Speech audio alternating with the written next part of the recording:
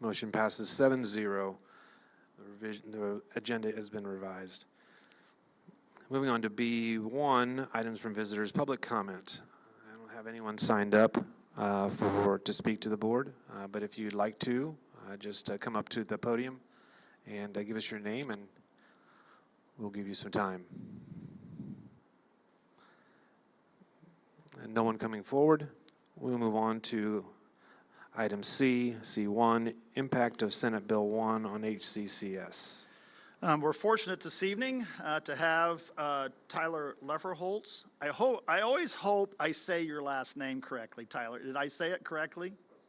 That's close enough, which means the answer is no. Okay. Tyler is going to, from Baker Tilly, is going to present to you this evening the impact of Senate Bill 1 on us as a school district. There has been much talk throughout the state. You've possibly have seen recently these presentations being done at several school boards across our state. And so we have had these discussions about what is the impact of the latest decisions legislative on our school district. So Tyler, thank you.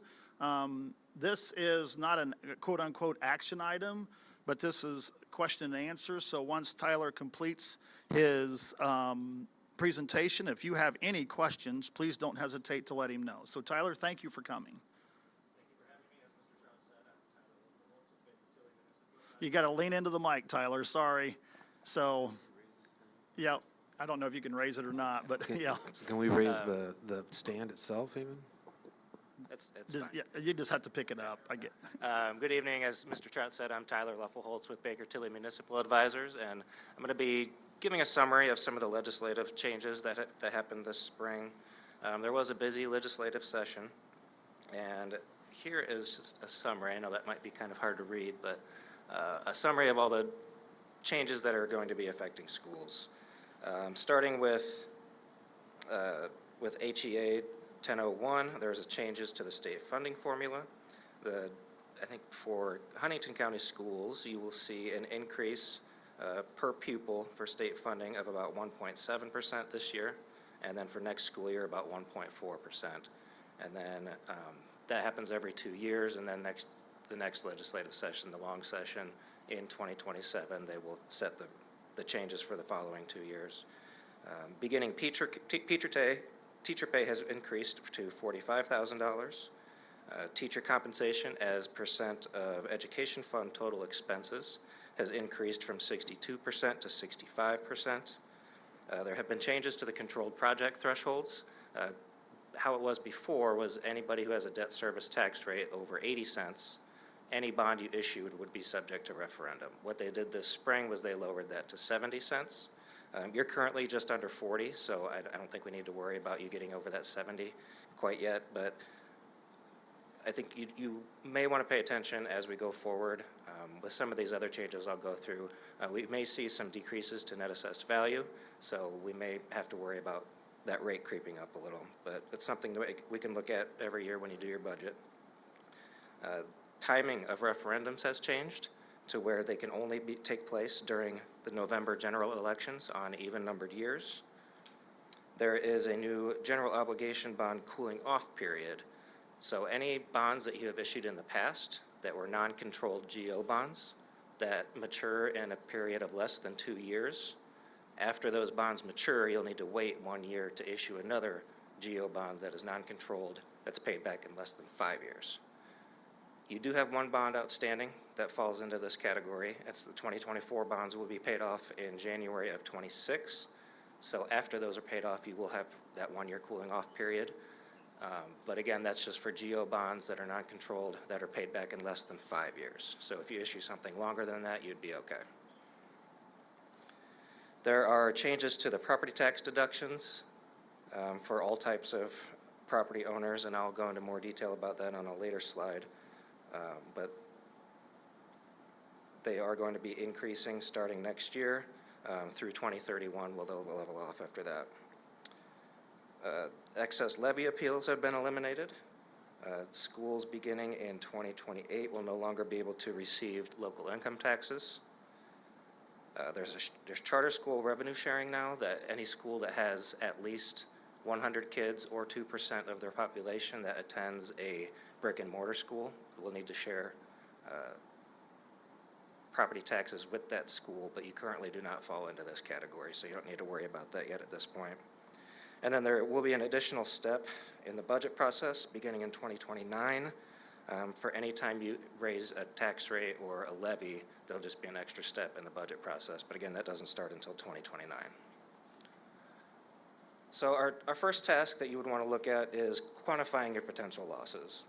There's a firm called Legislative Services Agency that has worked with the state legislature as they were going through all their amendments, and they came out with a report of estimated net levies for all municipalities throughout the state.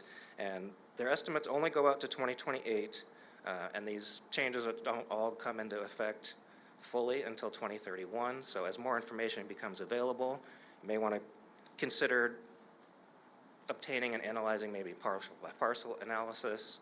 And that is something that we are currently working on being able to put together, just so you can have a better estimate of how these losses could affect you just based on all the parcels rather than looking at the aggregate. The estimates that they gave for the next few years are slightly higher each year that you would be receiving, but not as much as you would be receiving had these changes not occurred. So in 2025, your net levy was $17,640,000. You can see they're estimating next year to be just slightly higher at $17,660,000, and that is about $954,000 less than you probably would have received otherwise. In 2027, they're estimating $18.2 million, which is about $1,077,000 less than you would have received otherwise. And in 2028, $18.84 million, which is about $1,084,000 less than you would have received it otherwise. So definitely something to consider with actions moving forward, that we are expecting you to not receive as much as you would have. Task 2 would be to look at medium and long-term planning. We would recommend that you develop a multi-year financial plan. I know that a couple years ago we were up here and had a comprehensive financial report for you. With all these changes that have occurred, it might be worth looking at updating some of that information. And then we're also encouraging any cost savings that anybody can find, maybe working with the city on anything that you can combine, something just like snow removal, something like that, that maybe if you're splitting those costs, maybe combining, just little things that you can find here and there. And then we'd want to identify options for replacement of revenues. As you look at these numbers going forward the next couple of years, are your losses going to be so high that you might need to look at a referendum? You can always issue general obligation bonds to make up for some losses. And if you come to a situation where you think you might have delayed tax payments from property taxes, you could look at some tax anticipation warrants. Here's a summary of the new homestead deductions and credits. So currently, someone's gross assessed value, which is what you could sell it on the market for approximately, there's a deduction of $48,000, and then another deduction of 37.5%. So that new lower number is what a homeowner actually pays taxes on. And you can see from now through 2031, the standard deduction will be phased out down to 0. And then that supplemental homestead deduction will be raised up to 66.7%. So someone who lives in a homestead would only be paying taxes on 1/3 of what their property is worth. There are also new homestead credits. So for every homestead, they will take off the lesser of $300 or 1/10 of your property tax bill. For 65 and over homeowners, $150 will come off the end of the tax bill, and then disabled homeowners will get a $125 credit. Now, with Huntington having approximately 11,600 homeowners, we have a broad range estimate that might mean about 800 to 1.6 million that you'd be losing every year from those credits, which comes closely in line with those LSA estimates from their report. There's a 2% property class that includes agricultural land, non-homestead residential, and long-term facilities. There currently is no deduction from the gross assessed value, and between now and 2031, that will be raised to 33.4%. So their net assessed values will be coming down as well. Tyler, Yes. up here. If Sorry. just the board, if you have questions as he's going through this, I'm looking Yeah. at you, Mr. Wall. Don't hold back. We get 8 pages into this, then have to go backwards 10 pages. So, thanks. Business personal property will also see an increase in exemptions that they will be able to implement. Currently, the floor is 30% property for a cost of new equipment, and that will be raised to $2 million that they'll be able to deduct starting in 2027. Now, I think we will want to look at tax rates here because unless you receive enough gross assessed value growth where home values and other properties are going up in value enough to make up for these new deductions, we would anticipate net assessed value overall will be going down, which means if you want to still receive the same amount of levy that you've been getting in the past to operate your schools, that would mean tax rates will likely have to come up. I have a summary of the last 5 years of your tax rates here. You were a little higher 5 years ago, a little over $1. You're down under 90 now. But I do want to point out that the debt service rate is currently just under 40 cents. And anything, if that rate gets to over 40 cents, then anything issued would be subject to petition remonstrance raise. So that's something to keep an eye on going forward. We have started to see some counties release AV for next year.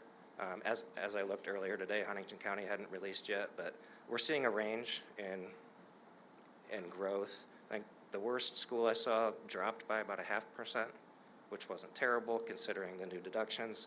I did see one that went up 12%, so hopefully we fall somewhere in there.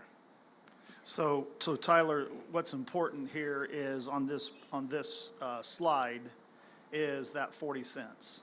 And so, board, as we are looking out into the future with that is a number that you're going to hear from Baker Tilly, Ice Miller, myself a lot. And we are there. We are right there. We have been doing some remarkable work without impacting that figure.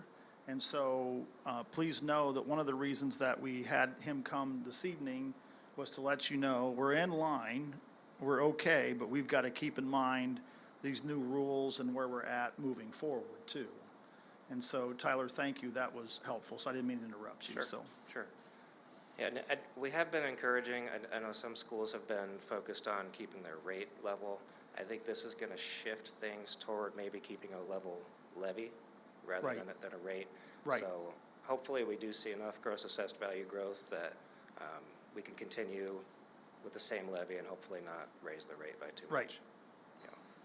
And then one other thing with the legislative impact I wanted to point out, I had mentioned that local income tax beginning in 2028 will not be available for schools, and just to give you an idea of how much that is, this year in 2025 you're receiving about $607,000. So beginning in 2028 that will be going away as well. Right. The rest of my presentation is about potential bond issues, so I wanted to take a break here if anybody has any questions about anything I've gone over. So I guess my question is related, when we've talked in the past, we had kind of come up with a plan. We may be going into this in a minute, but how does the GEO bond thing truly affect how we're going to do things? If one goes off, are we still going to be able to kind of do what we've done in the past, or are they really kind of restricting that? And that's where we now need to go back to looking at maybe keeping our rate the same and not so much the rate? I'm looking for some clarity. What they have done is, the way it's written now, and Lauren, correct me if I'm wrong, but that cooling off period applies to bonds that were issued in the past that were GO bonds, non-controlled, under 2 years. You do have that one from last year, but that cooling off period doesn't start until those are paid off in January of 26.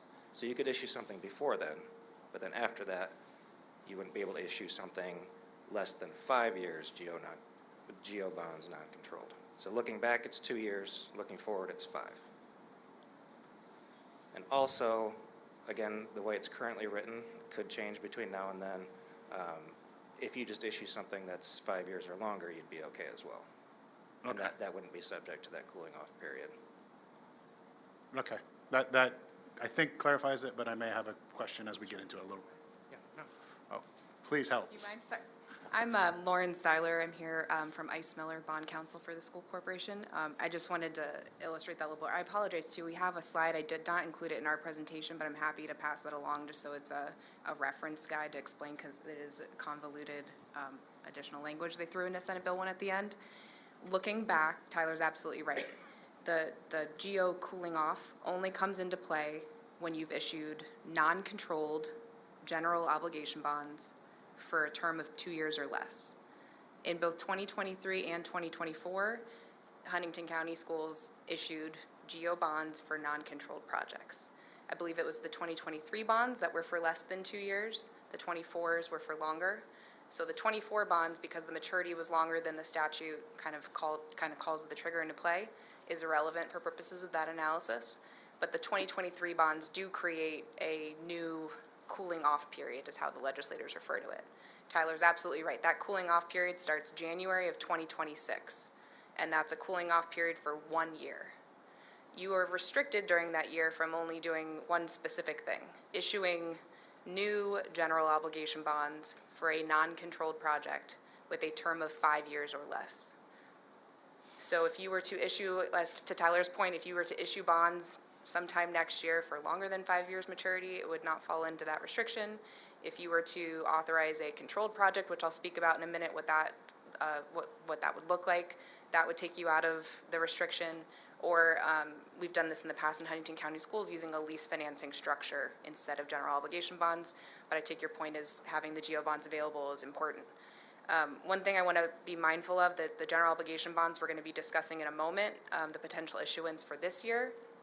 The options we'll be looking at do call into question this restriction, and the terms of what brings up a cooling off period is a little bit different when you're forward looking. So now anything we issue after July 1st of 2025, so now going forward, there's a slightly different test than what I outlined before. Going forward, any GO bonds issued for a non-controlled project for a term of 5 years or less will trigger a 1 year cooling off period upon maturity of those bonds for the same, restricted from issuing similar short-term non-controlled general obligation bonds. So it won't just be looking at 2 years or less period. Actually, going forward, we're looking at anything we issue for 5 years of a maturity of 5 years or greater. And that'll come into play in the scenarios that Tyler speaks to in a second, but I just wanted to reiterate there's a slight difference between the look back trigger for the cooling off period and then what we're doing now going forward. Lauren, we're flipping around a lot of terms here that probably people in our community do not know what they mean. Yeah. So when you say non-controlled, what does that mean? Thank you for the question. Yes. Appreciate that. Actually, Cindy, if you wouldn't mind, do you mind if we throw up my We slide? can- The presentation I have will speak to this, so this might be a good point if you don't mind me jumping ahead of the illustrations. We'll illustrate what we're talking about. So the legal process that's required to authorize a project that will be financed by bonds now involves two-step analysis. The first thing we do is look at the school corporation's debt service tax rate. The second thing we look at is the total cost of the project that we're looking to authorize. So here in Huntington County Schools, we look at the debt service tax rate first. As Tyler mentioned, it's just below 40 cents. So we're in that top row highlighted there where you have the opportunity to issue a non-controlled, bonds for a non-controlled project. Essentially, if you are in that top row of step one, all the rows of step two there below are available to you. What we call a non-controlled project would be we'd look to step two, that first row of step two is a non-controlled project. So any project in 2025 would be a value of $6,600,000 or less, would leave open the possibility of authorizing a non-controlled project. There would still be public hearings, as I'll speak about in a few minutes. There would still be the board's consideration of the financial parameters that we're discussing, the board's vote to authorize to move forward with the project and the bonds, but there would be no formal opportunity for registered voters or taxpayers to stop or put a stop to the project against the board's wishes. If you go through a controlled project process, however, additional process would be available to anyone looking to oppose the project or the bond issuance. So that's where we get into some of the kind of these other levels that we've talked about before. In 23, in 2024, and this year, what we're looking at for Huntington County Schools is a non-controlled general obligation bond. So we would fall into those highlighted categories. The really important thing to keep in mind, especially for step one, is since we are really hugging right up against that 40 cents right now, keep in mind there is a possibility that we would fall into that middle row of step one in the future. Essentially, what would happen if the debt service fund tax rate was between 40 cents and 70 cents, you would no longer have the opportunity to issue non-controlled bonds for a non-controlled project. That would introduce additional process I will show you on the next slide in a second to illustrate more, but just wanted to point out that essentially if the tax rate were above 40 cents, the quicker, frankly, less expensive options that we have available to us today would no longer be available, just given how the statutes are written. And then that 70-cent threshold is really the one to keep an eye on. Every school district around the state is being very mindful of that. Any non-emergency projects, if your debt service fund tax rate is above 70 cents, any non-emergency projects have to be approved on a ballot by a referendum. Regardless of dollar cost, no matter how small, how large, every project would need to be approved on that ballot. So essentially, none of the step two options are available to you once you hit 70 cents or higher in your debt service tax rate. And then I've just got in the left-hand corner there, just to illustrate too, and we're looking at total project costs, there's a couple things that go into that. You have hard costs, soft costs of construction, so those are brick and mortar costs, design fees, things that might be more familiar to the process we've gone through so far, buying the actual equipment or technology involved in the project, but it also is inclusive of costs of actually issuing the bonds. So we work very closely with the Baker-Tilly team to estimate those costs. We work closely with your design and construction professionals to estimate those costs, and then we use those to kind of gear towards the total project cost that will be before the board for authorization.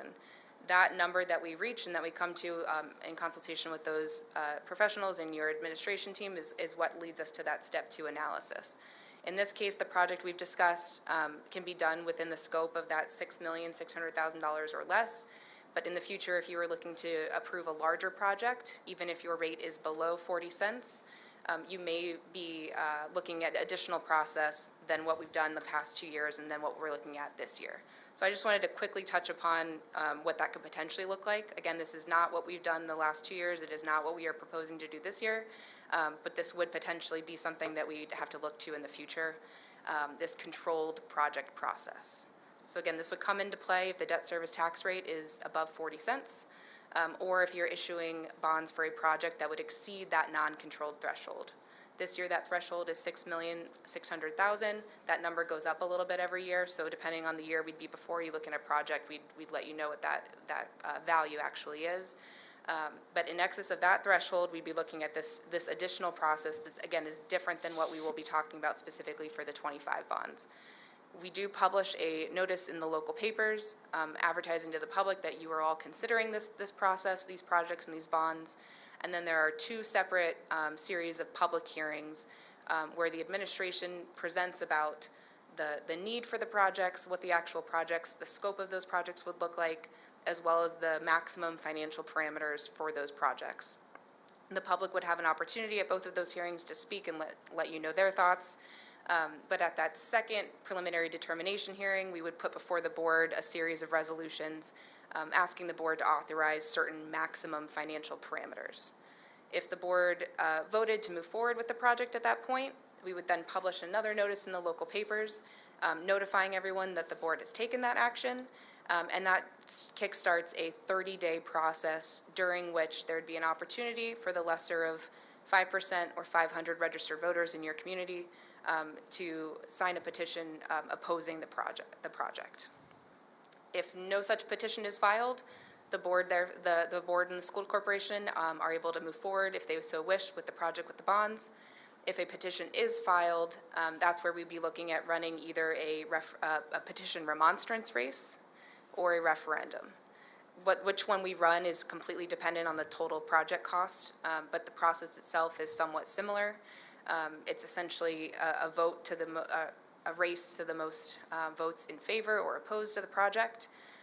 If the board elected not to run that race or not to put the project on the referendum, we would treat the project as defeated for 1 year. However, if the race was run, or if we did put the project on the ballot and it was defeated there, the project would be essentially on hold for 2 years. The petition remonstrance race, if the school corporation were successful, you would then just move forward with the project as is. The actual debt service that would be levied for that project would still be within the tax caps.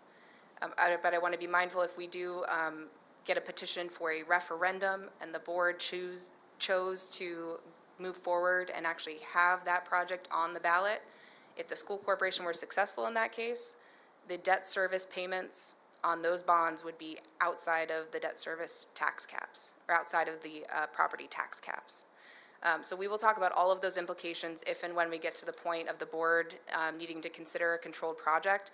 I just wanted to illustrate that those are different processes than what we've done the past couple of years, and especially with that debt service tax rate nearing 40 cents, there's a chance that we do face this additional process in coming years. So we will most certainly come back and explain that, hopefully in better and more detail for you all, but I am happy to answer any questions about that process at this point. Thanks. Okay, thank you, and thanks, Tyler. Sorry for derailing that for a moment. That's okay.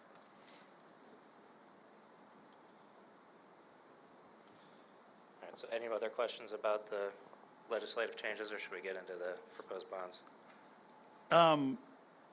We're kind of bridging two agenda items here into one there, but that's okay. I mean, because those are the questions that we had, so that's fantastic. So my recommendation, Tim, would be before we move on fully to number 2, if anybody has any questions about, if anybody would have any questions about C1. So I thought I heard you say that the estimates that we had from LSA were just estimates, but the best way to get an idea of the losses that we may anticipate from Senate Enrolled Act 1 would be to do a parcel by parcel review. That'll get you the most accurate information. Yeah. And board, I believe the information I sent out to you from the city has that information in it, but it may be worthwhile for us to review that and talk about that. And John may want to chat with the mayor to see if we can get a little bit more information on that, so. Yes, those conversations have started. We're nowhere near decisions or whatever else, but it is forcing those conversations to happen. So his comments about working together, I think, is a great comment, and I think there's no reason for each of us to do it together. So if we can pool our resources to maybe do that, because when they run the numbers for the city or or the county or whatever, I think it would be good to do that. So I think that's a great opportunity to continue to work together. Yeah. Anything else? Go ahead, Tyler. Okay. Do you have more? Do you have more for us? Not on the legislative impact, but on potential bond issue, I do. We will move on then to C2. 2025 General Obligation Bond and Future Bond Capacities. So before Terry comes up here and Tyler is speaking, what we're trying to do is set up the conversation with you about what do we do in '26. And so the next part in C2 with the general obligation bond, future bond capacities, Tyler's going to start sharing with you the details of what Lauren so accurately described to you so you understand before a board vote on the 25th of August. There'll be a quiz at the end, what we're going to have available to us and what the possibilities would be before we have Mr. Thornsberry come up here. So at this point, Tyler is going to describe to us a little bit about the 2025 GO bond and future bond capacities, because these are questions all of you are asking, so thank you. Sure. First, I'll start off by just showing you what your outstanding debt currently looks like. You do have a pretty big drop coming next year. Your 2025 payments are a little over 10 million, and next year it'll be a little under 6. So you do have an opportunity to fill in that gap with a new issue that could get you funding without increasing your levy. Or we'd be issuing these after you get your 2026 net assessed value. So the numbers that you see here, we could make that first payment higher or lower based on what happens with your assessed value. This is just the detail behind that slide and all the bonds you have outstanding. And then this is a calculation of your general obligation bonding capacity. Now, you can issue up to 1/3 of 2% of your net assessed value. And then after subtracting out what you have outstanding, you've got GO capacity of a little over 12.5 million. So anything you issue under that could be issued as GO bonds. So we put two different scenarios together. The first scenario is just the quickest you could pay back the bonds without increasing your levy. Now, again, the issue with that option would be that is under 5 years. It would be a non-controlled GO. So you could potentially be facing that 1-year period where you wouldn't be able to issue another similar bond.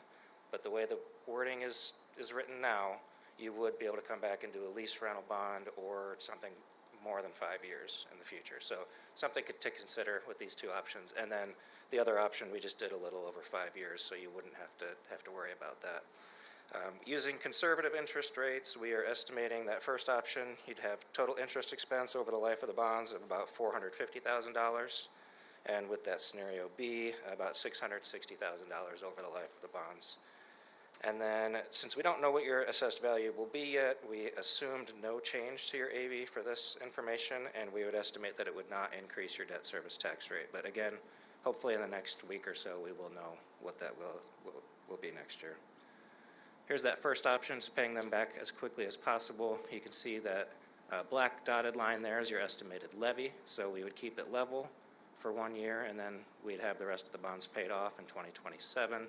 And then you'd have the option with either of these, and just so you can see a visual of that second option here, just keeping your levy the same in 2026, and then paying off the remainder of the bonds over the next several years, so you're outside of that 5-year window.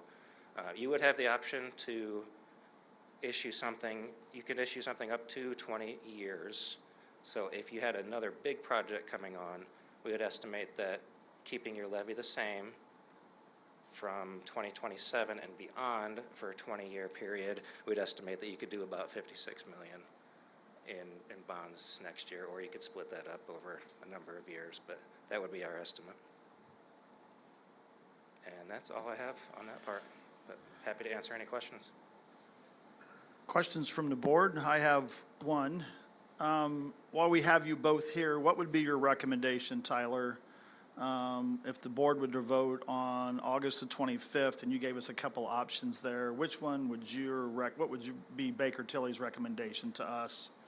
You didn't know I was going to put you on the spot, but what would your recommendation be? I think with the way the law is currently written, and again, a lot could change in the next 5 years. Correct. Who knows? Your options would be better in the future if you went with that longer repayment. Okay. Because we wouldn't have that 1-year gap. Right. Now, again, the law could change between now and then, but obviously the drawback on that is there's a higher interest No, I expense understand. over the life of the bonds, but I think it would give you more flexibility in the future. I agree. So in that 1-year gap, how much does your tax rate change? And I know that's probably a hard question to answer because I'm trying to wrap my head around it, but I mean, we've tried to stay level and keep from that whoop-de-whoops. So would it be a huge whoop-de-whoop or a little one? Well, you would still be able to issue bonds. You're just limited on what type of bonds. So you could avoid having a big drop if you issue lease rental bonds Okay. or do a controlled project or do something that's paid back over more than 5 years. So, but if you were to have a year where you did have that drop, I think we were showing you went from about 10 million to a little under 6 million in your bond payments. So probably it'd be about 60% of what it is now for that year. I agree with you, Matt, that it would be important to me and to most of us up here that as we're planning moving forward, we maintain about as flat as we can. That's not always possible. We do our best, but I wanted you to see all the thresholds and understand the rules and how they've changed. I'm encouraged by where we sit. Quite frankly, we have a lot of options. A lot of our colleagues across the state do not.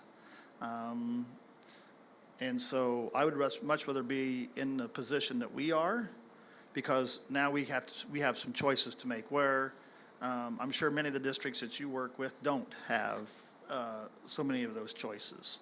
And so that's why I'm giving you 2 weeks before the vote to think this through, to call me, to discuss this, to go through all of this, because it is a decision, because the rules have changed, but I think it's a pretty easy one.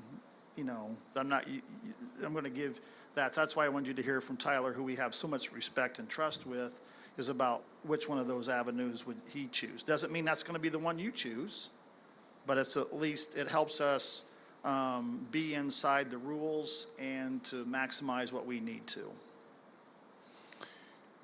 So, if I understand on looking at the numbers, if we want to stay under that 40 cents, which is where we're kind of hovering on, and we want to kind of keep that rate somewhat set up, we have more of an option based on the 5-year plan, because we can adjust that repayment in year one based on your graph, on that particular graph. We could once we know the net assessed value, correct? Right, so let's say your net assessed value for 2026 goes down. Between now and when we sell the bonds, we could just decrease that 2026 So we payment. can kind of, by having that 5-year repayment, we just have a little bit more leeway and flexibility. Is that? I mean, with this option, you have a little bit of that, but there isn't as much of a drop there in 27, so Yeah. it might give you more flexibility going with the second option. Right, but then that also gives us another year to look at projects and see what needs to happen, so then we can have that conversation for 27 if we want to do something, and, yeah. So we just basically have to modify our old plan to basically, instead of having short geo bonds, basically kind of looking at long geo bonds, or some other concept. Right. As she gets up, and I think she's about ready to correct me. Oh, okay, go ahead.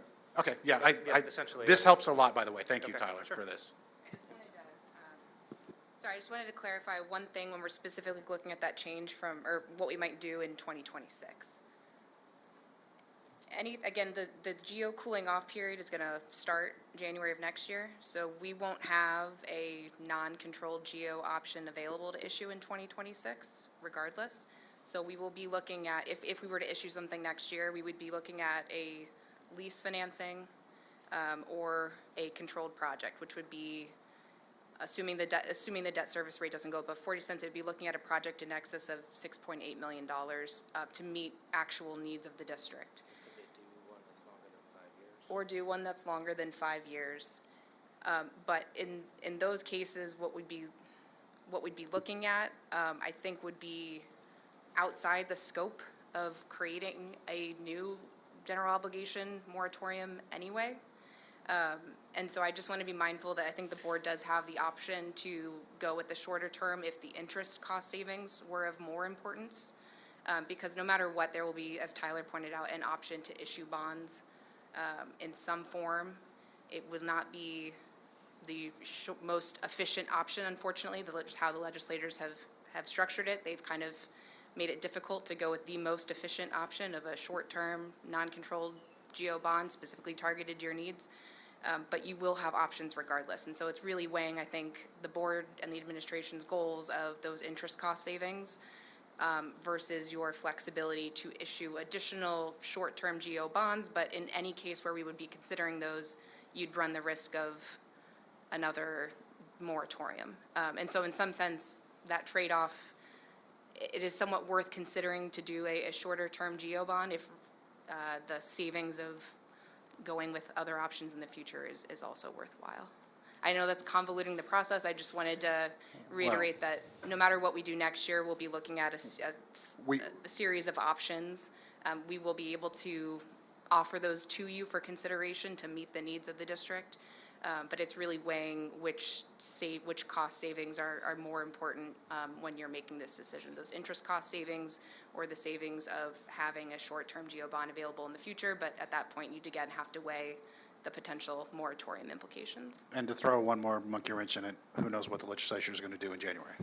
And everything we've been hearing, including during the 25 session, says they are going to clean things up. We do not know the scope of what that is or how the cleanup process of any measures will take place. But yeah, legislative uncertainty is going to loom over all these future decisions, no matter what. So thanks you for the clarification and making sure that we still have options, even we do the shorter route, so I appreciate that too. Yeah, apologies for muddling it, but just wanted to reiterate that it's really a trade-off and comes down to just the board's priorities at this stage of the game. So board, these two agenda items have been quite lengthy, and I understand that, and I appreciate your hanging in there with us. But I wanted to make sure before we voted on August the 25th that you had an understanding of what options are before us. Tyler, Lauren, thank you. You did a great job of explaining both of these pieces. And so when we put some things together here for you on the 25th for consideration for approval, I hope these presentations have helped you have a better understanding of moving forward. So thank you. I appreciate the two of you. Thanks for coming up. Thanks for having us. Yep. Thank you both. Cindy, is her presentation somewhere? I know you pulled it up. Is it in, or can you add it to Tyler's in Board Docs for later? Okay. Thank you. We'll move on to item C3. Okay, Terry, you have a tough act to follow. I do. Okay. Now that we understand that we have 6.6 available to us for consideration, Terry now comes with the details of possible, and I want to use the word possible, next projects. We are not going to get this decided this evening. This is why we're having a work session on the 21st of this month, is to work through this collectively as a board. But Terry, thank you. This work comes directly from the feasibilities, from the facility audit that you did, correct? It does. Thank you, Mr. Trout, I appreciate it. And again, this is just potential projects that we pulled together with some help from different folks within the team. So this is pulled from the facility assessment, the update that we did earlier this year. And we focused on projects that we think would fit within this $6.6 million number with a hard cost of construction around $6 million. So with that, I'm going to present, and this is going to be the abbreviated version of this presentation. There's 52 slides, so we're going to get into this in more detail on the 21st in our work session, but tonight I'm going to give you the abbreviated or Cliff Notes version. So I'm going to present option A, which would be a new maintenance, IT, or transportation building. That is where the former RMC building that's used now out by the reservoir. Option B will be a high school library renovation into a learning commons, as well as a high school window replacement project. Option C will be the library renovation into a learning commons in combination with secure entry vestibules for 4 buildings, and then Salamone School pool demolition. And then alternates are the 4 listed there for the high school arena ceiling repaint, Horseman HVAC replacement, reseal windows, doors at the triplets, and clean the masonry and seal the masonry and caulk joints at the triplets, Crestview, and Riverview. So those alternate options can fit in different places depending on cost for option A, B, or C above. So Terry, is it safe, you're going to get into this, but it's safe to say that when we get together on the 21st, there's a lot of picking and choosing and moving around, correct? There is. This is going to be a quick overview tonight, just so we're not here till midnight. So, because I can talk about this all day. So, but we're going to just hit the highlights of this to give you an idea of what's in these options, and then we'll dig into the nuts and bolts of this on the 21st. So option A would be a new maintenance IT transportation building, like I said, and that ballpark cost would be the entire $6 million, roughly. That building, the former RMC building, was built in 1965. You can see the square footage there. You can see the acreage. An idea would be to build a new building adjacent to the existing, so the existing can be used while construction's going on, and then you demo the existing and turn that into parking lot space instead. So there's 2 parcels there. That's what's showing up. I just want to give you a heads up. If this is a project that we pursue, it's going to take some extra effort because we're dealing with the county for approval, because this building was never officially approved for the use that it's being used today. There's no record of that ever happening, so we have to go through BZA completely, and we also have to get the airport authority to approve the project as well. So, and that bus parking lot area that's to the south is directly in line with the runway. So we just have to go through those processes. So it would take some extra effort on our part, on the design team's part, to get all this stuff approved. I already talked to the county about it. They're aware of it, and they don't see it being an issue. It's just going to take some extra time and effort. So these are just some quick snapshots, and my pictures do not do this building justice. My pictures make this building look way too nice. So it is in pretty rough shape because it was not built to be what it is. You can see the buildings there. There are lifts in the buildings, but they can only lift those buses up a few feet, and it's really difficult to get under there and do much maintenance because the building's just not tall enough to accommodate getting them very high off the ground. When I was there that day, most of the things were being done with creepers, and they were rolling in and under the buses. So, restroom facility, this was one that was mentioned to me to make sure I got a picture of. You have to kind of straddle the urinal and like sit on the heater or something. I don't know, it's kind of weird what goes on there, but the restrooms are not ADA by any means whatsoever. The doors aren't even close to 36 inches wide. So these are some pictures of upstairs. There's storage everywhere. There's stuff just stuck everywhere. Nothing is code compliant. It's extremely unsafe because railing isn't up to the height that it needs to be. A railing's wide open, so it would be really easy for objects to fall off onto somebody or someone to fall over the railing. So that's throughout the building in a lot of cases. And there's also a lot of hazardous material storage that's just out in the open, so it's not controlled. But they're doing the best they can with what they have, and it's been that way for years. So a new building would accommodate all these needs and remedy a lot of issues at the same time. So these are just pictures of different spaces within the building, and then they also have the shops, wood shop, and they have different electricians. Everybody's kind of housed out here. In some areas are better than others. The outside of the building, there's a lot of rust, a lot of dents, lots of just wear and tear from 1965 and the different uses of the building. Inside the building, you can see the air quality in there. Everything is really dirty because of how the building's used, and then you have people in the office and the IT spaces just not in a very clean environment, and that's probably not the best place for those people to be, so we would give them much better facilities. The fuel storage tanks outside to have no containment at all, so if there was ever a spill, they can go wherever it wants. So a lot of things just need to be done. And what was interesting to me is the gas meter that's right there in that picture on the right. There's absolutely zero protection for somebody to be able to run into that. So there's no bollards, there's nothing. So it's a lot of little things that need to be remedied in a new design for this building. And then there's a additional pole barn building that's adjacent to the main building that, again, is just storage of stuff. And there's no climate control. There's nothing out there at all. So, and again, there's no railing on those stairs either. So I thought that was fun. So I'm glad I'm not going up and down those too often. So that's option A. Again, big picture. That's what is included in that project altogether. So, any questions on that one, real quick? Like I said, we're going to get into more detail on that at a later time. So, my next part of this, which we're not going to get into tonight, these are pictures of newer facilities for the same thing, for other school corporations, to give you an idea of what things can look like and what can be done. And if we decide to go down this road for this project, we'll most likely go visit some of those school corporations and look at their buildings and talk to their people and understand how they did it, and talk to them about costs and everything else associated with that. So option B would be high school library renovation into a learning commons. And so that ballpark cost is around $4 million is what we're estimating right now.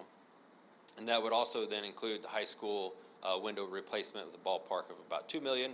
Existing conditions, you can see there that space is actually larger than the science block for those of you who were here for that project. So it's a little over 12,000 square feet. But for those of us, which is most of us who have attended school here, the walls didn't go to the ceiling. It was open, so you could see through the space and over the space. And then the 4 courtyards allowed that natural daylight to spill into that space. And now it's not. It's a big box that's closed off, and you can't see through it. So that renovation would allow every department within the building to utilize a new, updated, modern space that I think we can make a lot of fun and exciting. So that's the good part about that project. It affects everything, every department in the entire building. Existing conditions, we've all been in there. Like I said, it's all closed off. Things have actually been moved around over the years, and they're not in the positions they were before, so it's kind of awkward how some of the spaces and the lighting works, and the HVAC is really weird. If you're ever in a meeting in that room, it sounds like a jet engine most of the time. It's pretty loud. So the check-in, check-out counters, just old, outdated. So over the years, because this building was originally built, we didn't have the internet, we didn't have IT, and we didn't have all that stuff. It was all coax, and now it's that, which is a crazy spaghetti mess that IT has to manage. And there's an IT room with those racks in there, but that room's not isolated. It's not controlled.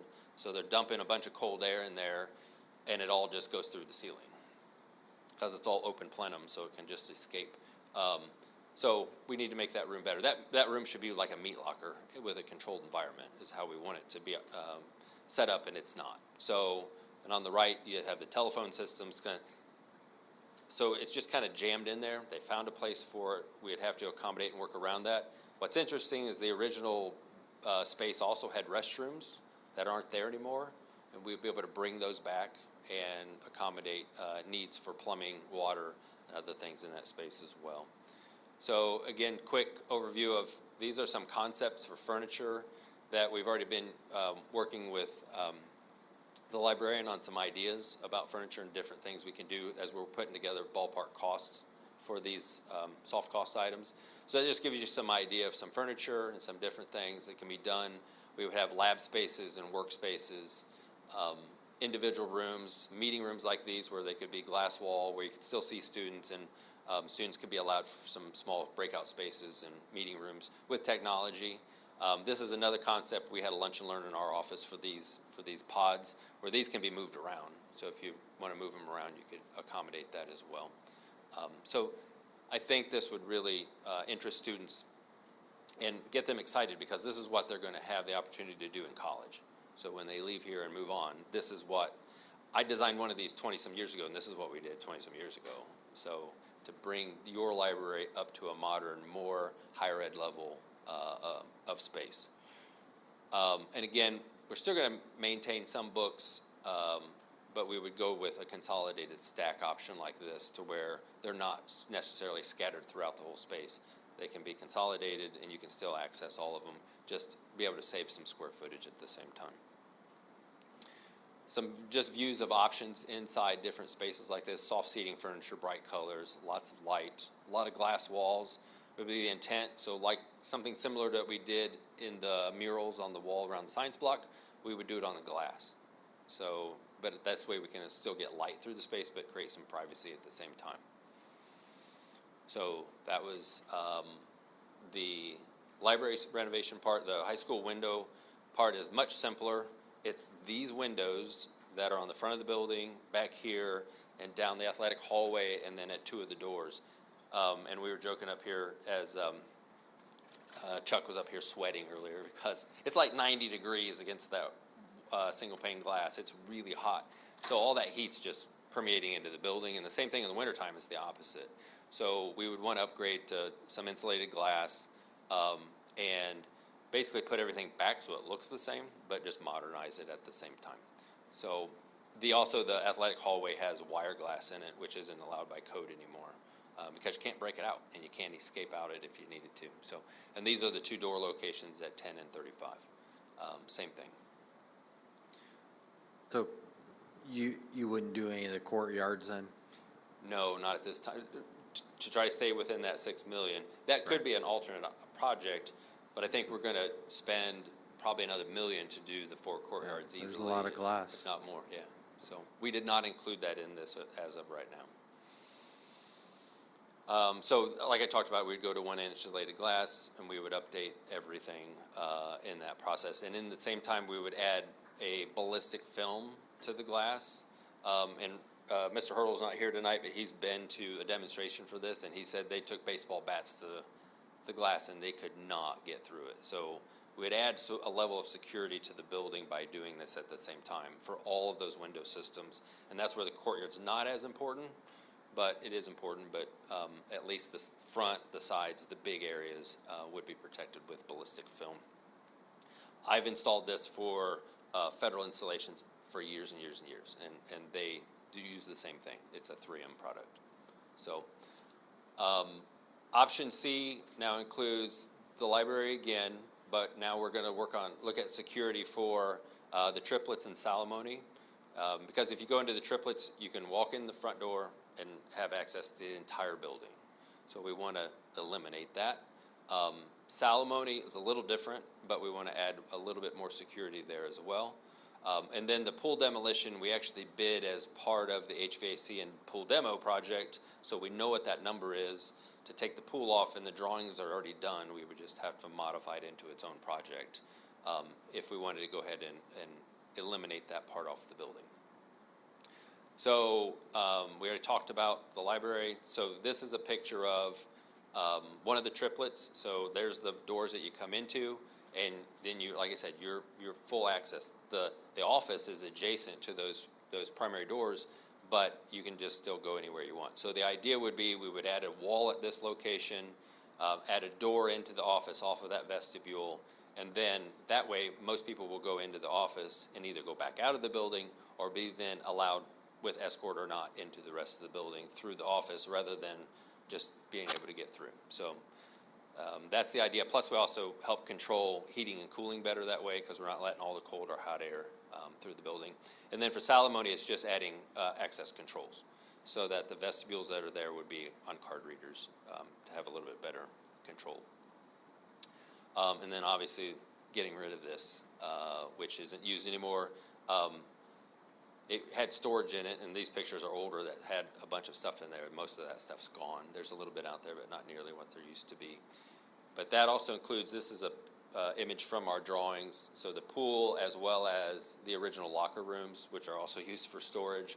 So that whole area with the red line around it would come off of the building if we demoed that portion. So, alternate options are high school arena ceiling repaint, horseband, HVAC, and then reseal the windows and work on the masonry at the buildings listed there, the triplets, and then Crestview and Riverview. Most people, when you go in the arena, you don't notice some of the paint issues in there unless you're really staring at it because it's so big and everything else catches your eye.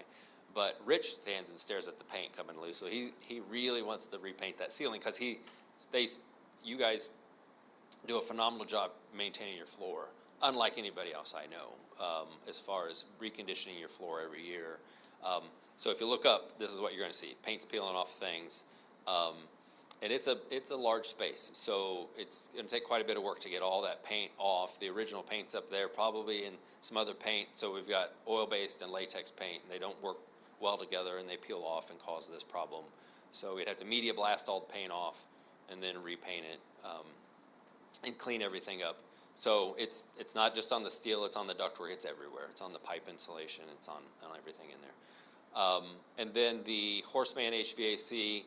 Horseman is set up with VAV boxes, so there's variable air volume boxes in each of the rooms, and that's how you control temperature in there.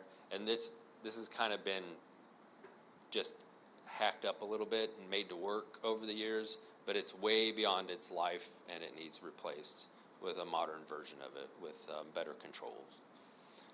And then the biggest thing with the masonry and the ceiling and the caulking, this is an easy picture you to see that's a window seal, and you can see that caulk joint's completely open, so that allows water into that wall. We do not want water in that wall because water and moisture leads to bad things in the wall.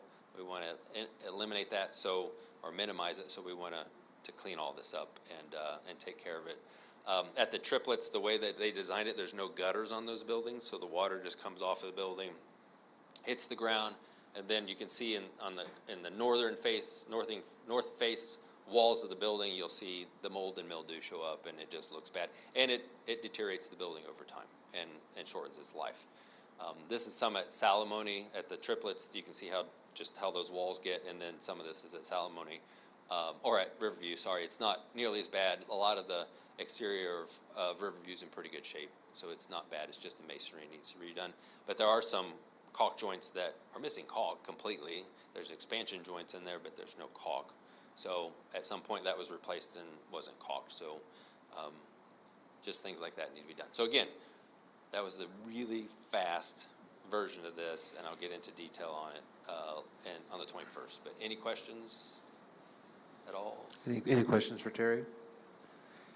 So we've already, We're looking forward to the 21st. Okay, me too. so you and I have already chatted about this, We but did. I would love to see an option, and I know it may not be feasible, but I would love to see an option of doing a regular block of classrooms up here at the high school too. Just for a ballpark number to know what that would be, so. Yeah, and we can look at different options. So with the ceilings and lights project, we left some spaces out intentionally. The library, the art area, and some spaces like that. We did not leave whole classroom blocks out. So we'd have to look at that and the feasibility of that. And options of how we deal with the wall system with these modular walls that were put in here that were never modular because they were never moved. But yeah, we can look at anything you want. But this was just a start of trying to stay within that 6.6 number with a few options along the way. So, Nice list for us to talk through on the 21st. right, thank you. So on August the 21st, come prepared, because we're going to try to narrow this down or add to it, okay? In the meantime, if you have comments or questions, don't hesitate to reach out to Chuck or Terry or myself, because we're going to have some interesting dialogue on the 21st as we try to chart a direction. We can't vote on it that night, but I just want to have a much clearer understanding of where you're at and what you would like to see when we leave that evening. So Terry, thank you. Appreciate your time. Thank you. It's good to see you. Thanks, everybody. All right, we'll move on to C4, financial reports. Mr. McLaughlin. Thank you, Mr. Allen. In your packet, there were the June financials, so just making sure that you realize these are June, not July. We typically run a month behind, but with some budget stuff, we're looking at June right now. We'll look at July at the August 25th meeting. The first one there is the education fund, and you can see that the total budget order for the year was around $40 million. We're about halfway through the year in June, and you can see that we've received just about half of that money, or a little over half of it, with the $20 million and some change there. So again, just highlighting that the amount that we spend for salaries and benefits for our teaching staff, as it is the education fund, but well over 90% of that budget goes towards teacher salaries and benefits. So just again, down at the right-hand side there, the percent, we're about just under halfway through the year, and spent about 43% of the 49% of the budget that we've received. So you'll see that increase then when I do the year-to-date comparisons for the education fund and how that balance is continuing to grow. Moving to the debt service fund, as you'll remember, this is when the revenue comes in for debt service and for operations from our property taxes, and you'll see that we've finally received about half of that, $9 million in the month of June for our debt service fund to pay down our debt service that we just talked about with Baker Tilly and Ice Miller, and the rest of those funds then come in December, and you can see the revised fund balance of just over $1.6 million there after our debts for the bonds have been paid. Moving to operations, again, same thing. We just received that big payment there of $5.2 million of an $11.6 million order. for the budget, and we have about 6.3 left. Again, that was due to the property taxes coming in, and we'll receive the rest of that money in December. And as you'll remember, those monies came a little bit later than we're used to in June this year, but we did get them before the month end, and we're able to take care of those obligations for not only debt service, but the operations fund as well. And then the last fund there is the rainy day fund, and just a reminder, we did not have any projects coming out of rainy day, so that balance does not change. The board did not choose to do any projects utilizing rainy day funds, so the 3.9 is in there, and you won't see much change in that because we haven't made any resolutions to do anything with those funds at this point. Moving to the historical comparison for the education fund, and if you look at June from 2019 to June of 2025, you can see our cash balance was just under $6 million in 2019, and it's worked its way up to almost $16 million cash balance as of June of 2025. And again, that goes back to receiving about 49% of our money, only expending about 43% of it, helps continue to grow our cash balance as we are trying to be good stewards of those funds as they come in. Similar situation to the operations fund. And again, these numbers fluctuate a little bit more based on time of year just because of when the when the property taxes come in. So right now at the end of June, we were at 5.25 million for the balance there. That will get expended a little bit quicker than what we see in the education fund just because we don't receive any more money in there until December, so that will start to trickle down, as you can see on that sheet, just moving through July and August and so forth. But then we'll get those expected funds in December. So those are the financial reports for June. If anyone has any questions, I'll entertain those at this point.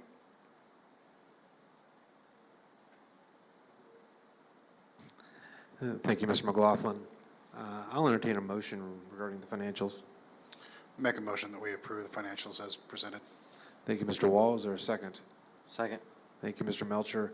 Any questions or comments from Mr. McLaughlin before we vote? Hearing none, we'll vote on the motion.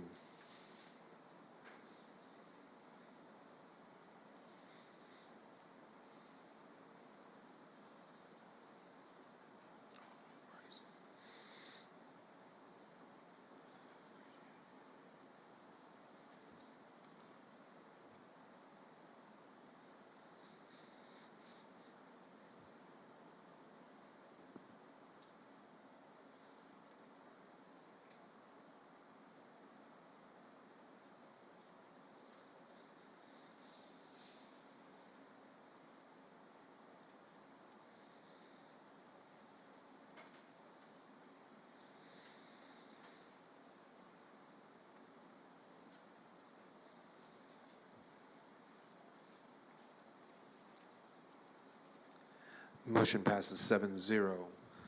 Moving on to item D, students in item D1, secondary 2024-2025 ILEARN SAT academic data presentation. Mr. Brimberry and Thank you, Mr. Allen.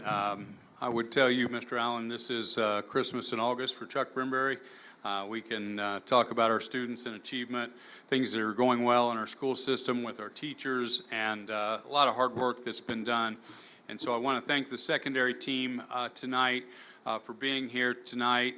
We have Dr. Diggets, of course, is here, Jamie Wappus from Riverview, Rachel Yarger from Crestview, and Tiffany Drummond from the Learning Center. Also want to thank a couple of our outstanding teachers, Sam and Stacia, for being here. And most importantly, board, the young lady that's standing there, Lynn Brown, has done an amazing job. In my portion to remind you, friendly reminder, what process have we used in our secondary schools to maybe to get us to the point we are tonight? So I want to review a little bit. We have some core beliefs in the Huntington Secondary Academic Method. One is that we passionately believe that all children will and can show growth and achieve. And we operate with this system based on the premise that all of our kids can learn at a high rate, and we can remediate for those who are struggling at a different rate. to show and close the gap. And so 3 years ago, we talked about we're going to close the gap here in some of our school systems, and I think you're going to like some of the data you see tonight.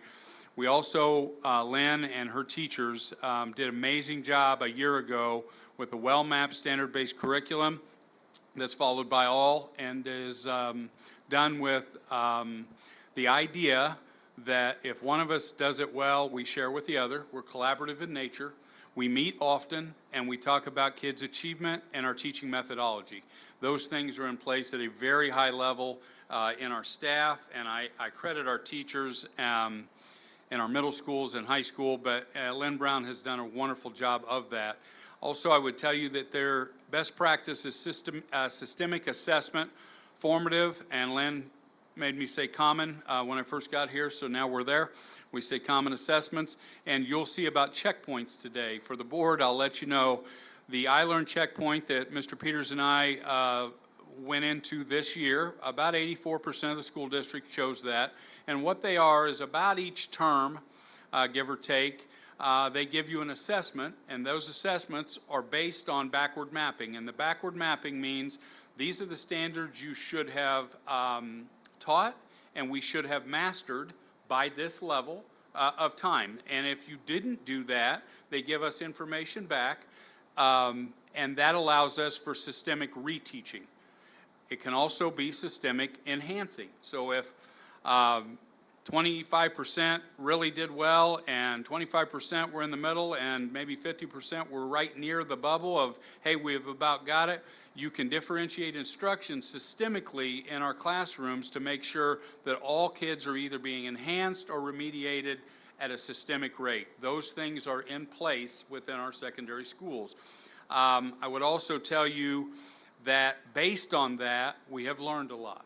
Number one, we knew going in that the checkpoint 1, and you'll see slides, but 1 is the first one. 1B is the retest of kids who didn't do as well. Then you have 2 and 2B, 3 and 3B, and then there's a thing at the end called the summative. The summative is the final exam from ILEARN. That's the one everybody knows about. We chose going in, the state was very open with us, that the ILEARN final assessment would not be as highly correlated with standards-based checkpoints in year 1. We knew that. We wanted to be standards-based. We want the kids to master standards. It's in our strategic plan. So we assumed that checkpoint after reteaching would continue to climb at Huntington, but we also understood that their final exam might be slightly different than the first 3 checkpoints systemically. That was the case, but you're going to see some really, really good numbers.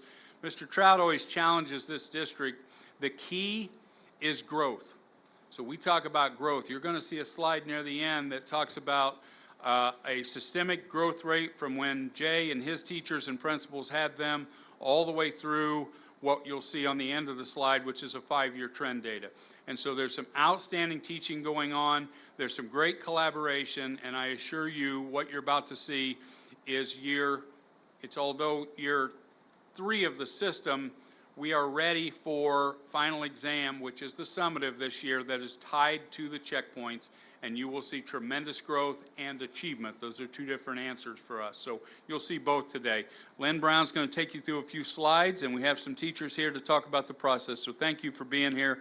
Lynn, I'm going to say this publicly because you don't get it as often as you should. Lynn is one of the best professionals I have ever worked with and for corporations. She is a kid advocate, but also very, very talented. So thanks for being here tonight. I have the best job in Huntington County because I get to work with our kids. I get to work with our teachers. They told me we had a hard stop at 20 minutes, so I got a timer running. So I'm doing my best. Oftentimes, I talk about what the teachers are doing and what they're thinking. So I thought I would just take the opportunity to invite 2 teachers here tonight. Stacia Hertel really wanted to come and talk. She begged and pleaded with me to talk tonight. She did not want to, but I twisted her arm a little bit. She has been in a long process and seen a lot in her career. I have her by a few years, but she's been here for a hot minute. So I'm going to ask Stacia to just talk a little bit about ELA in our middle schools. All right, so, good evening. My name is Stacia Hertel. You probably deal with my husband a lot more than you've seen me, and that's okay. I like to stay in my lane, so to speak. I have been teaching here for 20 years, and absolutely love my job. I love being with kids. And during this time, I have had some really unique opportunities to collaborate with peers and do some team teaching. On some units, I've learned a lot alongside my students. Sometimes I feel like they teach me more than I teach them. And I've had a really cool opportunity to work with my colleagues to create this living document, and that's what we've done, Mr. Brimberry and the rest of the ELA teachers and Ms. Brown. Thank you so much. We are vertically aligned, and we've never been. I mean, we talk about it, but we really are. And we're seeing huge gains. It's a pacing guide too, so it's a map that gives new teachers and veteran teachers a direction. It really helps us stay focused and stay on the same page so that we are all pulling the cart in the same direction. And we have that goal, and we know where we're going, and we're ready to get there. So essentially, the maps break down those standards, like Mr. Brimberry was saying. They correlate those learning objectives to the quarterlies, and we're able to help students review when they need review. We help guide them to get exactly where they need to be for those quarterlies and exactly where they need to be to pass that summative exam. And we know that those type of questions are the same exact type of questions that they are going to see on that SAT.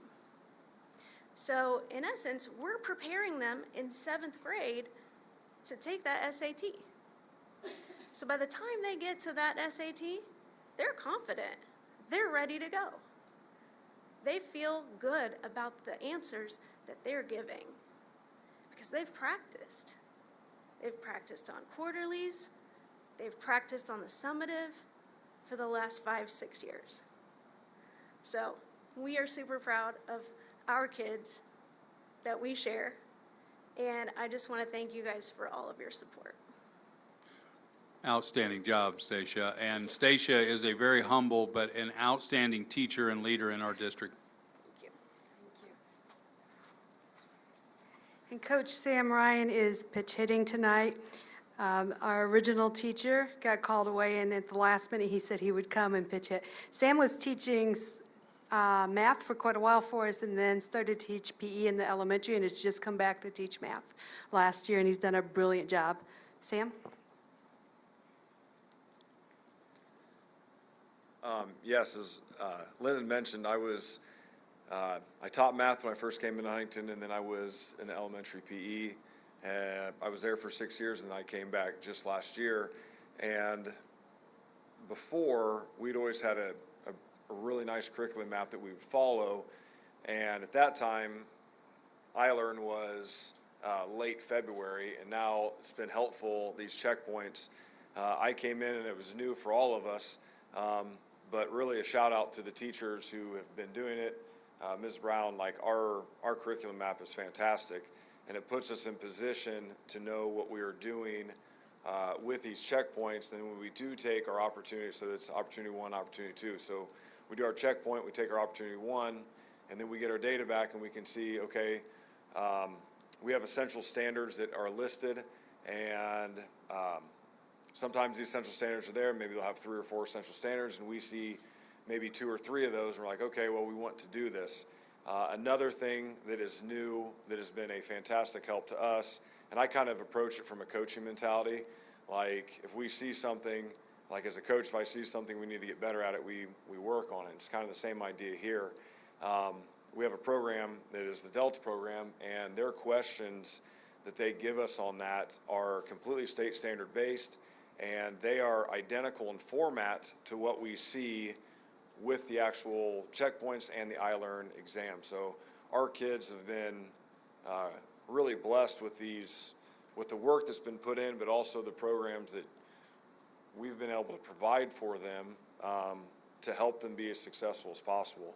And coming back into math and seeing the numbers, and like people were getting emotional about it, and I'm sitting there like, wasn't this kind of what we always do? Like, no, actually, this is what we've done is really awesome. But what it is the work that's been put in beforehand that sets us up to be successful.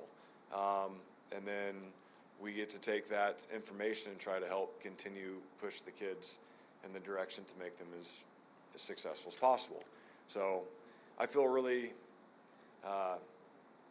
blessed with my opportunity to teach with the team, to be able to communicate with Riverview teachers, to continue to collaborate with those, in my opinion, excellent teachers. I think Huntington has some of the best teachers in the area, and I guess our numbers also can display that as well. So that's all I got. Again, it's one of those where Lynn kind of called me and was like, would you be willing to talk? I was like, absolutely. Like, I would love to brag on the math department that we have at both of our middle schools. So that's what I got. And board, I will tell you, we have been in Sam's class and Stacia's class and many of the other teachers, doesn't matter if it's Riverview, Crestview, wherever. It is high-level teaching. It is, you could put a recorder on it and show it on a PD day. They're really, really good at their craft, and they're really passionate about Huntington kids, so it's inspiring. All right, so I need to scoot just a little bit here. I got 12 minutes. So we just passed a slide that had the board's goals for this year. So you're aware of your own goals. So we can skip through that one really quickly. Cindy, would you advance one slide? So we're going to look at tonight, review the changes the state's made. We're going to look at a little bit of strategies that we've put in. We're going to look at some data. And then we're going to look at what we're going to attempt to do this year. So this is a screenshot of what the Department of Education gives us. It's a little bit difficult to read, and I'm old, and so my eyes don't work so well, so if you will advance to slide 1. So I turn it into these slides so that it's a little easier to see. So at checkpoint 1, you can see that we are in the 30s. The blue is the state level that we're always trying to be better than, and we are really close, almost to or just above for ELA in our checkpoint 1. But as Mr. Brimberry said, then we took the opportunity to reteach those kids who were not successful in that first checkpoint. So Cindy, if you'd advance a slide. So then you can see that our 6th, 7th, and 8th grade students made some growth. So about 17% of the kids who didn't pass the first time in 6th grade, up to 28% of the kids who didn't pass the first time in 8th grade, passed the test at that point. This is when we started to see some excitement amongst the kids and the teachers because they felt like they could actually control the situation for the first time. Cindy, would you show us the next slide, which has math? You'll notice that we did some pretty cool things in some spots in that very first checkpoint for math, up to 40%. At Riverview at one point, we are really right in there in almost every place. And then if you'd advance one more time, Cindy, we can see our growth. Because it was very similar in math and English in the first one. So now we had a moment where we kind of knew what was happening. The kids took the first checkpoints, the teachers took the first checkpoints. We believed that we could make some growth. So if you would advance the slide one more time, you'll see a continued growth in the second checkpoint, and we are at or close to everywhere but 7th grade, just really close to state averages and or above for the first time. Teachers are starting to catch fire at this point. Cindy, one more advance. So then we again had growth, a little less in 8th grade this time, but that's still more kids who've passed it and are beginning to have faith in themselves. If you'd advance to math for us, Cindy. I think we skipped over there we go. So you'll see, like, we're starting to pass the state in 6th grade fairly regularly. Can I tell you why I'm so excited about that specific number? At the beginning of the year, we had 6th graders who were in the advanced math classes that were not passing the test. That doesn't seem right, does it? So we sat down and we looked at why were the 6th graders not passing it if they're advanced. And then we realized, oh, because we're teaching them 7th grade math and we've never taught them 6th grade math. So they're seeing questions that even though they should be a year easier, They've just never seen them before. And as soon as we started to teach the 6th and the 7th grade math, look what happened. They all started to pass the test. This seems like a really simple thing, but we were missing it before we started looking at this data. Mr. Brimberry wants to say something so bad he can't take it. One of the things, Board, I need you to keep in mind, when you see this data, the data and the percentages are children. We all know that, but we need to say that aloud sometimes. And if you have approximately 200 kids in a class and 10% is 20, and you're talking 2 to 4 kids. And so when we were about 7 points below state average, kind of across the board, not so long ago, the children that are on that bubble, as John and I or Jay talk about sometimes, they just needed a systemic approach to the reteaching. But I really believe the education, the teaching part in Huntington is at a very high level. I think the system needed just a little bit of a push to say, what do we all agree to teach and pull on the rope together? And so when you see, and you will in the future here, 10% gains across the board, you know, that's just 20 more kids, or at Jamie's school, maybe 16 more kids that really got some extra attention, but also kids that barely passed didn't slide backwards. And so I say that because I always want you, when you see these charts and you say, oh boy, one grade was a couple percentage below, we are intensely focused to make sure all children achieve at a high rate and grow. And you're going to see a chart here in a minute that exemplifies what's going on here. So keep in mind the percentages that I've talked about as you look at the chart. So Cindy, if you'd flip one more time. So there again, we have between 14 and 23% of our kids that got growth in checkpoint B. Now, Ken, before we go to checkpoint 3, I just want to tell you a story, because I'm a teacher and I know if I tell you stories, you'll remember them more than you will numbers. And checkpoint 3 is when we began to have teachers tell me about, and kids hug me in the hallway because they were saying they passed their first ever ILEARN anything, right? And when you think about the confidence of a kid who has never passed one of these tests and now are beginning to pass them, and then not only is that kid excited, but their peers are beginning to say this is a possibility. This is not a small thing. I had teachers crying in the hallway because kids were coming to them and were passing the test for the first time when we got to checkpoint 3. So if you will please flip the slide for me. You'll see that we started in the 30s and now we're bumping at the 40s and into the 40s. So that's a 10% growth rate. Now I want to be clear, these are not the exact same standards in each quarter, right? We're looking at different content for each quarter, but our confidence level is clearly growing as we're going through this year. All right, Cindy, would you flip one more time for me, please? And the reason I don't have checkpoint 2 for 3 is the state never released that information. The math scores are actually higher than the English scores at this point. Mr. Brimberry and Mr. Trout would tell you that that doesn't happen anywhere on the planet except for Huntington County School System right now, 6th through 12th grade. For some reason, our math scores are higher slightly than our English scores. That's not a real thing. So we're living in a fancy promised land right now. And now, Cindy, drum roll, please. So then this shows you our test scores this year. At the end of the year, as Chuck said, we were used to being about 7 points down from the state on a fairly regular basis everywhere in middle school. And in English, we were able to come close to or above the state average for the first time in my memory, and I've been here for a really, really long time. When Chuck called me a young lady at the beginning, it's just because I'm older than him and it makes him feel young. This was not a small thing. Now remember, Chuck started out with telling you that we worked really hard on the checkpoints and we're making growth, and then when we got to the summative, they changed it up and they gave us the old test, which we knew was going to happen, and yet we still had growth. So what will happen next year is what we're excited about now. Will you show the math, please? So in math, we were at or above, basically, like where we're below, we're 1 or 2 kids below. We caught fire in math this year, and we're super excited for what that means for us next year. Cindy, if you will flip the slide. So what you're looking at now is literally screenshots, and I just used 8th grade because I have 20 minutes. So we have had, what you're looking at is a cohort group going through grade level by grade level. If you just look at the chart on the left-hand side, you will see continuous growth. Can you flip the slide again for me, Cindy? So now we're looking at 8th grade ELA at Riverview, continuous growth. Can you flip the slide again for me? Now we're looking at Crestview's math. Look at that growth in this last year. And then can you flip one more time?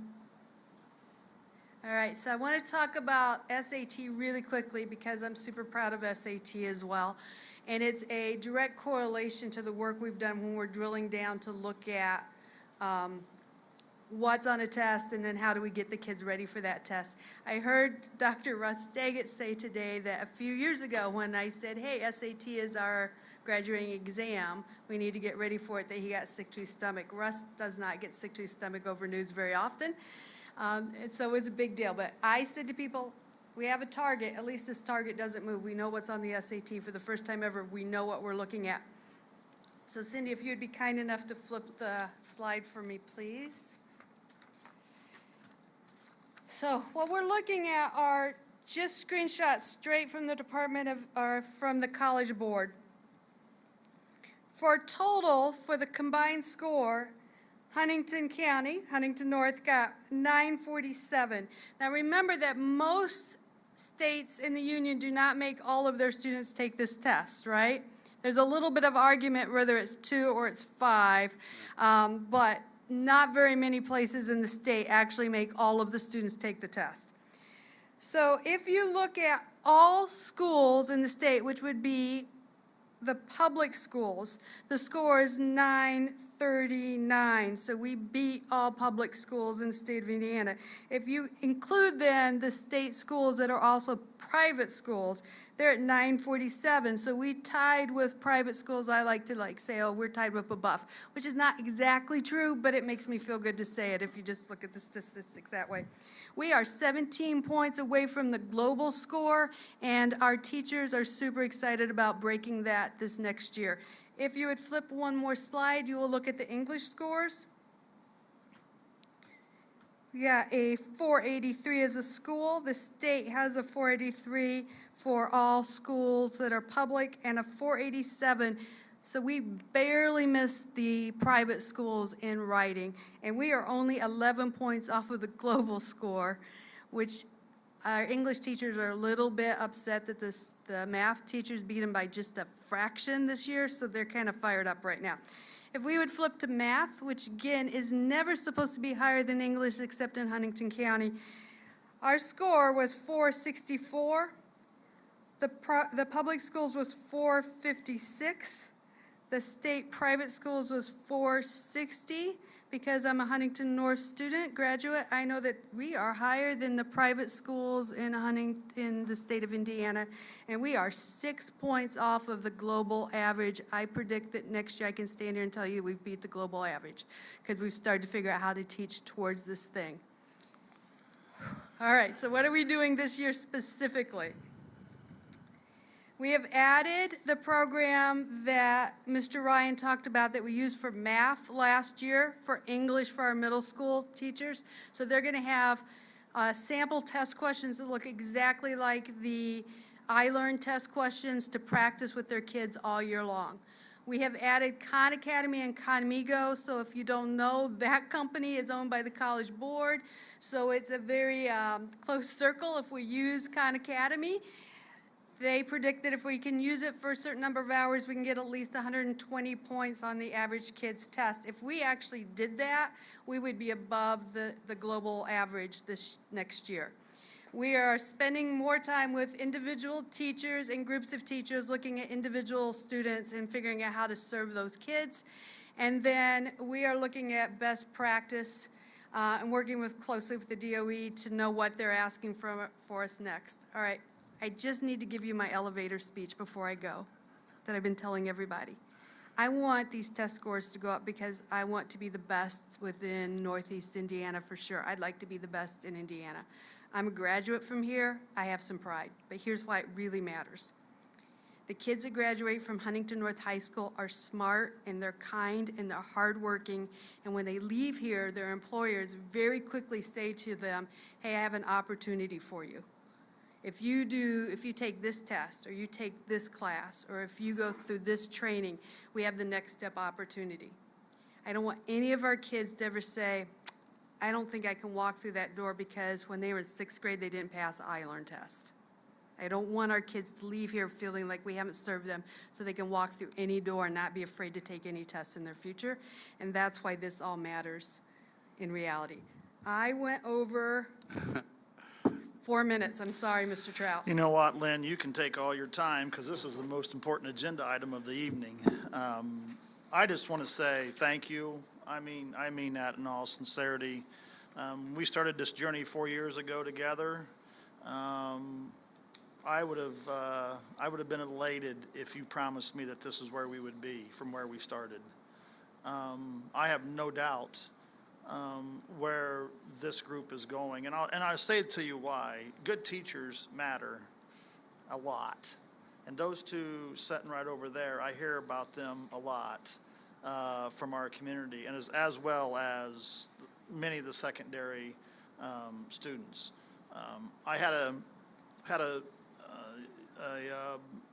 patron that lives in the area that came up to me and said to me that his granddaughter was not going to this school last year, but they chose to come here, and so many of the things that you guys just described is why he told me. He says, I felt like my granddaughter was missing it. I said, could I get my phone out and record you so that we can do that? And that's true, and that's so true. The adults matter a lot. We love our kids. We're trying to do the best we can with them, and I'm so proud of all of you, and I literally cannot wait to see what's next, because I know there's just great things coming. Thank you. It was thank you. It was so exciting to have people, students and teachers, excited to take ILEARN for the first time that I've ever seen that. Like, normally it's kind of like when the doctor calls you with the news and you don't want to listen to the news, right? You kind of do this. And this year they were super excited up and down the hallways, and so that brought great joy to me. Thank you, ladies and gentlemen. Thank you. you. Next Thanks, time we Lynn. get together, Mr. Peters will be doing the elementary portion of the test scores, so you know. But Chuck, thank you. Team, thank you. Proud of all your work. All right, we'll move on to item D2, Flint Springs walking track proposal. Justin and Bree, thank you for your patience here this evening. And I saw Reeves and Wells out there. Thank you as well. So Justin Schaefer is our assistant principal at Flint Springs Elementary School, and he is here to get approval for a request for a walking track on the campus of Flint Springs. Justin, thank you. Wonderful. Thank you, Mr. Peters, Mr. Trout, Mr. Allen, members of the board. I'm excited to be here. Excited to present this proposal and seek approval to install an 8-foot wide walking path around our existing soccer field at Flint Springs. This is a complementary extension to a grant that we received in our 24-25 school year for our pavilion. This offers both additional and continued programming for our students, promoting increased movement, increased wellness, and relationship building with our students and staff at a variety of times and contexts throughout the school day. This also opens the door for future endeavors that enrich the lives of all of our students. We have the possibility of launching a mileage club where all of our students could be involved in tracking laps, tracking their distance, and working towards school-wide goals or grade-level goals. And so we're excited at this possibility of moving forward with your approval. And I'm happy to entertain any questions you may have. Track going to also be used by the public, correct? Yes, it could be for our school community. Thank you.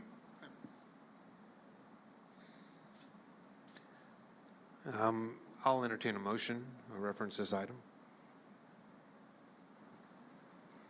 I'll make a motion to approve the Flint Springs walking track proposal as presented. Thank you, Mr. Melcher. Can I have a second? Thank you, Mr. McClellan. Any further questions or comments for Mr. Schaefer? That sounds fantastic. Hearing nothing else, let's vote.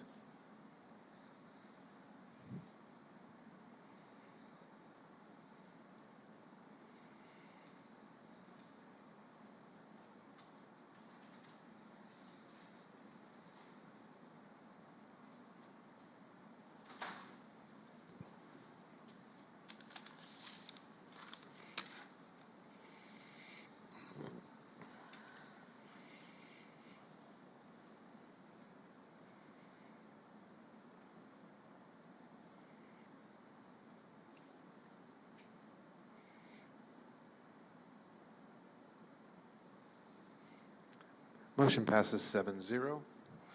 Thank you. Thank you. Thanks.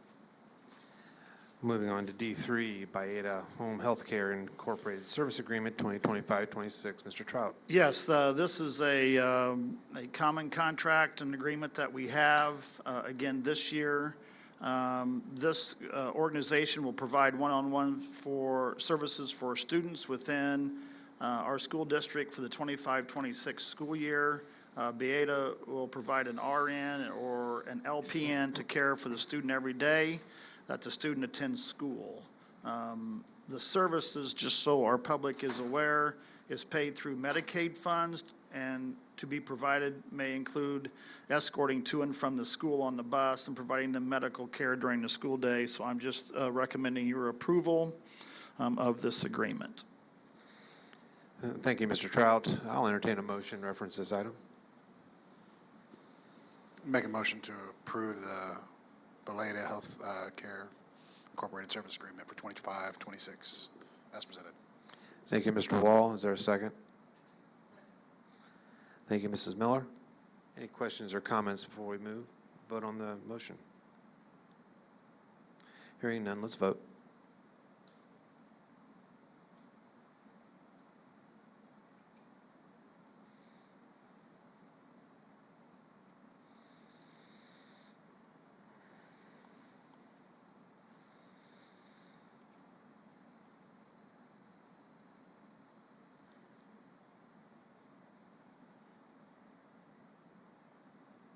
Motion passes 7-0. I know that this next group would like to wait until the end to do theirs, but we'll go ahead and move on to D4, Impact Investment Agreement between Hgtn County Community Foundation and HCCSC. Thank you, Mr. Allen. We're fortunate to have Tiffany Drummond, the principal of our Learning Center, along with our construction trades teacher, Dave Harvey, and Matt Ditzler from the Community Foundation to announce an exciting partnership opportunity for our building trades program. Good evening. I'm here to present and provide context for the Impact Investment Agreement between the Huntington County Community Foundation and Huntington Schools. The Huntington North Learning Center Construction Trades Program is starting its third year. We are proud of the work we've done in the past. In partnership with Pathfinder Services, we've renovated homes in both the Huntington and Andrews community, providing hands-on experience for our students to learn construction trades. This year, Mr. Harvey and I had the exciting opportunity to apply for a Community Impact Investment Grant through the Huntington County Community Foundation. With the support of our partners at Pathfinders, we are embarking on this opportunity to plan for the long-term sustainability for our construction trades program. The agreement in front of you outlines the scope of this grant. The Community Foundation is willing to invest $150,000 towards the purchase and renovation of a property, with the work then to be performed by our students. Once the project is complete, all profit over the initial $150,000 investment will be held to put towards additional projects in the future. An additional goal of this grant is to give us up to 5 years to create a housing corporation for the construction program, while allowing us to continue with hands-on projects for our students. We want to be mindful as we set this structure, and this grant gives us time to work with both our attorney and key community stakeholders. We are working with the City of Huntington, as well as other not-for-profit groups, to identify properties in neighborhoods that are in need of repair within our community. This will continue to strengthen workforce readiness skills for our students while cultivating civic-minded, community-oriented graduates. I'd like to thank the Huntington County Community Foundation for their support and ask if there are any questions at this time. How many kids, Mr. Harvey, do we have in the program? So we have 25 first year and 11 capstone students. That's a bunch. Actually, it's more than I thought there would be. That's great. And we have 3 sections of Intro to Construction at the high school. I've spoken with Mr. Ditzler before, but could he explain a little bit about the plans over the next, 3 to 5, 10 years? Yeah, so as Tiffany alluded to, the Community Foundation has an impact investment program. So really that's, we're taking a portion of our assets, which we have about $29 million in investable assets. At the foundation, we're taking a portion of that for local projects that have an investment return. And so this is a kind of a perfect win-win for us. The Community Foundation will make an investment in this, gain some interest from that investment that will go back to the funds that we have, whether those are scholarships or unrestricted or restricted funds that go back into the community. And Hopefully, after we rinse and repeat this a few times, the construction program will have a nice balance at the end of this, in which we, at the Community Foundation, will be paid off, and the construction program will be sustainable going forward, and not have to have a benefactor every year to do those home purchases for them. Matt, I just want to tell you how grateful we are, and I mean that. When Tiffany told me this, I was absolutely elated. It's incredible. I mean, I don't think our community fully comprehends or understands at this point until they see it in action. But for you and the foundation to come forward and make this kind of, I don't know what to say, agreement with us, a donation just blows me away. And so, you know, when I watch Mr. Harvey and what he does with his kids, this is going to be an unbelievable experience for them. And so, Board, what you see right here are three outstanding individuals who really, truly impact students' lives. And Matt, it's a joy to work with you, and Mr. Harvey and Tiffany, thank you. And I mean that. This is incredible.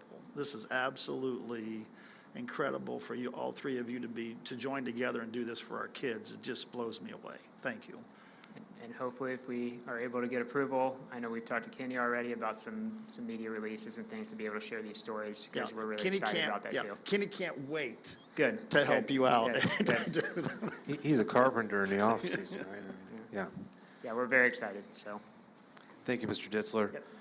Any questions or comments further? I was just going to thank you as well, just because I know you're setting up that program for long-term sustainability, and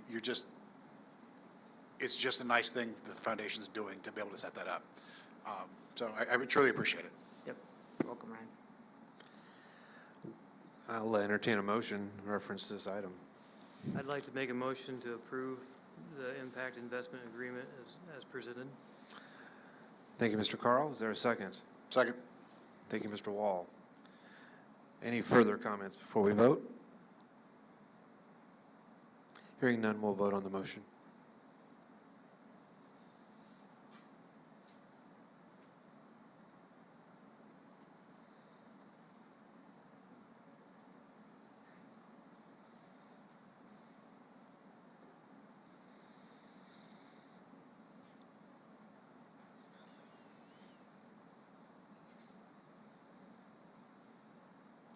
Motion passes 7-0.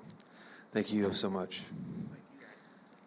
Move on to D5, 2025-2026, Professional Development Agreements with Smekens Education Solutions. This evening, we're asking for your approval to continue our K-12 writing initiative with the Smekens Education Group. This would be year 2. We had a successful year 1 with them last year with a lot of collaboration and modeling in classrooms, and so we're excited about year 2, and we're asking for your permission this evening to continue our K-12 writing initiative. Thank you, Mr. Peters. I will entertain a motion reference this. Motion to approve the 25-26 professional development agreement with Smekens Educational Solutions as presented. Thank you, Mr. Melcher. Is there a second? Second. I'm sorry Gary beat you that time. You're going to have to pick up the pace, Mrs. Miller. Fine.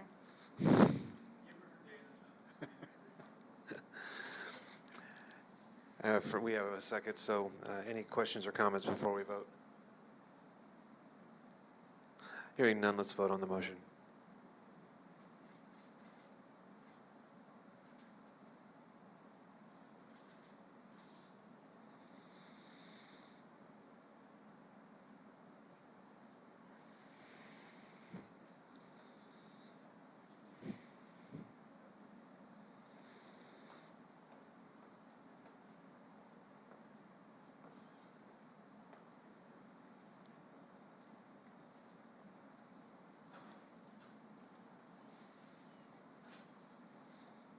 Motion passes 7-0. Moving on to item E, consent agenda 1 through 15. Mr. Trout. Thank you, Mr. Allen. This evening, we'll start off with agenda item number 4 with personnel report. I just want to publicly take this opportunity to personally thank Mr. McLaughlin for his years of service with us here within our school district. Pat will be sorely missed. He is he's an incredible person, an incredible educator. And Pat, I just want to say thank you for the impact that you've had in our district. I wish you and your family nothing but the best moving forward. And please know, if we can ever help in any way, we are here. And I'm grateful for you. I'm a better superintendent because of Pat. I'm a better person because of Pat. And you don't say that about a lot of people, Pat, but you're in that category. And sincerely, I wish you nothing but the best moving forward for you and your family. There is a variety of other items there under the personnel report that I'm seeking your recommendation for, and Jay's going to talk to you about number 5, 6, and 7. On number 5, the adjunct teacher agreement, Nathan Bolenbacher is the new applied skills teacher at Salamone Elementary School, and we'd like to enter into an employment recommendation for Nathan. He is going to be a part of the Indiana Wesleyan Step Up program. Currently, we have 4 other teachers that have completed their first year successfully, and so Nathan will be a part of that program. He will complete his degree work, and so tonight we're asking for your approval of that agreement. I can move on down to the mentor teacher. His mentor is going to be Crystal Streeter. She is our Assistant Director of Special Education. She will mentor Nathan, has been out in his classroom every day so far for the first part of the day, and so that'll be a teacher mentor agreement with Crystal. She'll receive a stipend of $2,000 for her mentor work. And then number 7, Kinder Camp, we realized that we had some special needs students there that needed some extra support, and so in the last hour, we hired a staff member that would come alongside a couple of our special needs kids so that they could participate in Kinder Camp.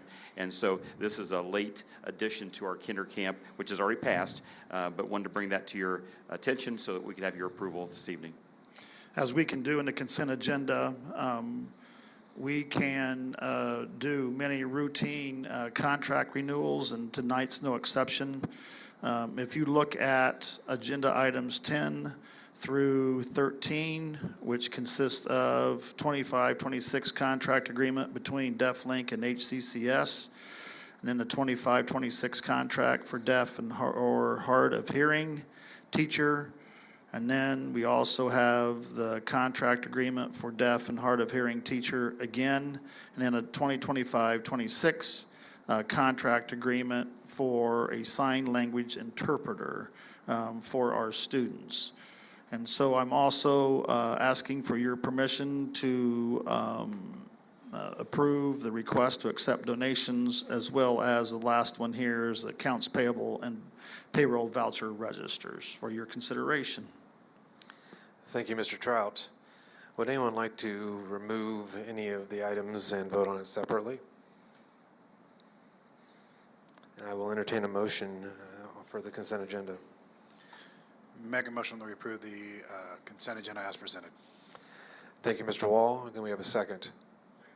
Thank you, Mr. McClellan. Any questions or comments before we vote? Hearing none, we'll vote on the consent agenda.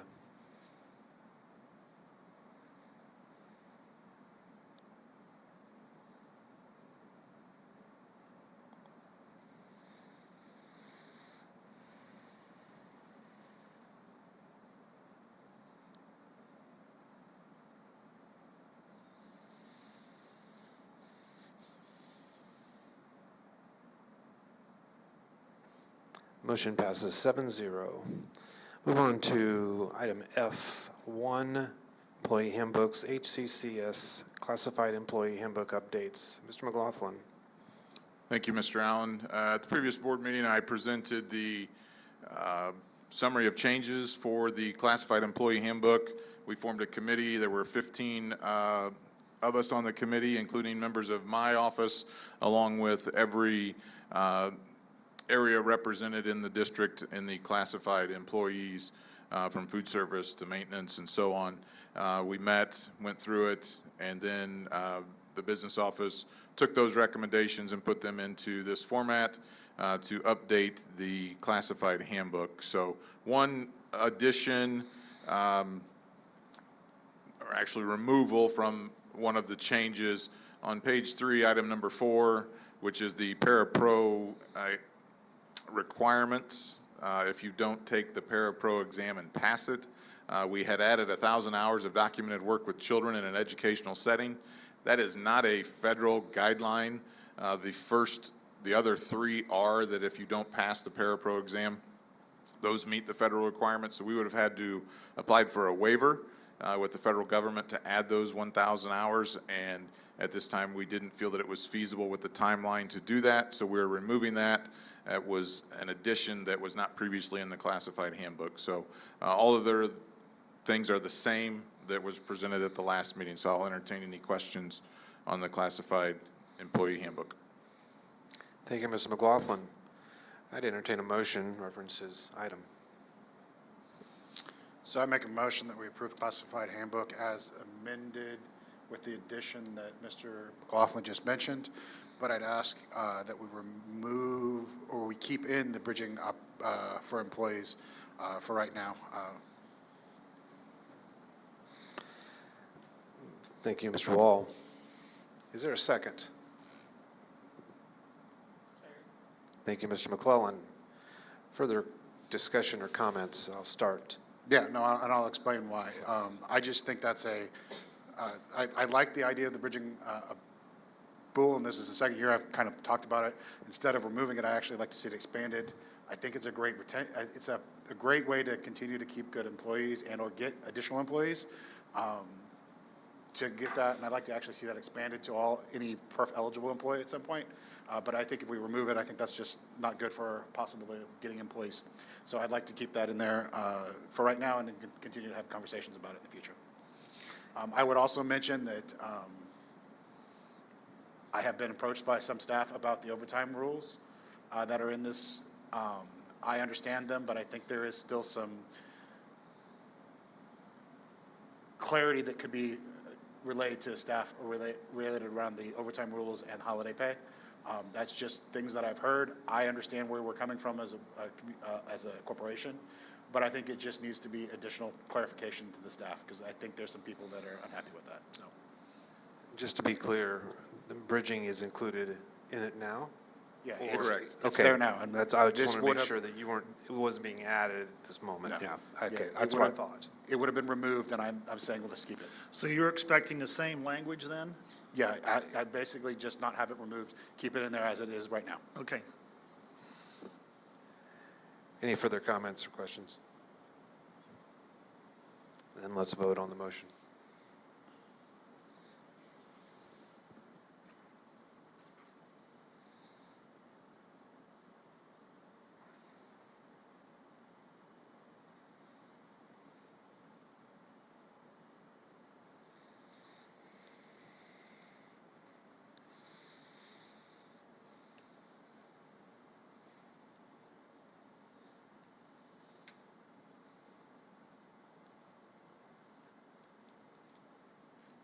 Motion passes 6-1.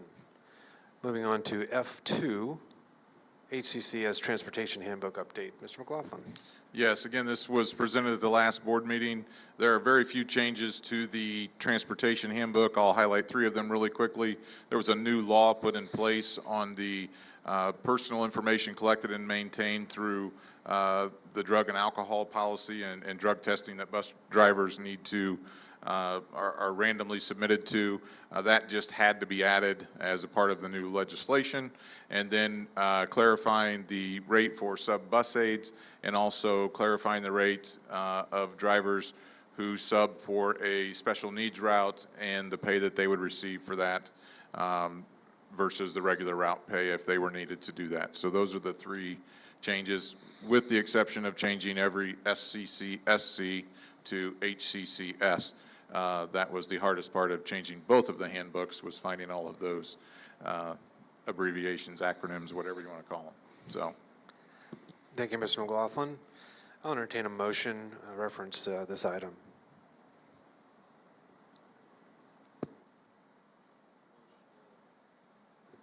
It's still on. Motion to approve the HCCS Transportation Handbook as presented. Thank you, Mr. Melcher. Could I get a second? Thank you, Mrs. Miller. Any questions or comments prior to voting? Hearing none, let's vote on the motion.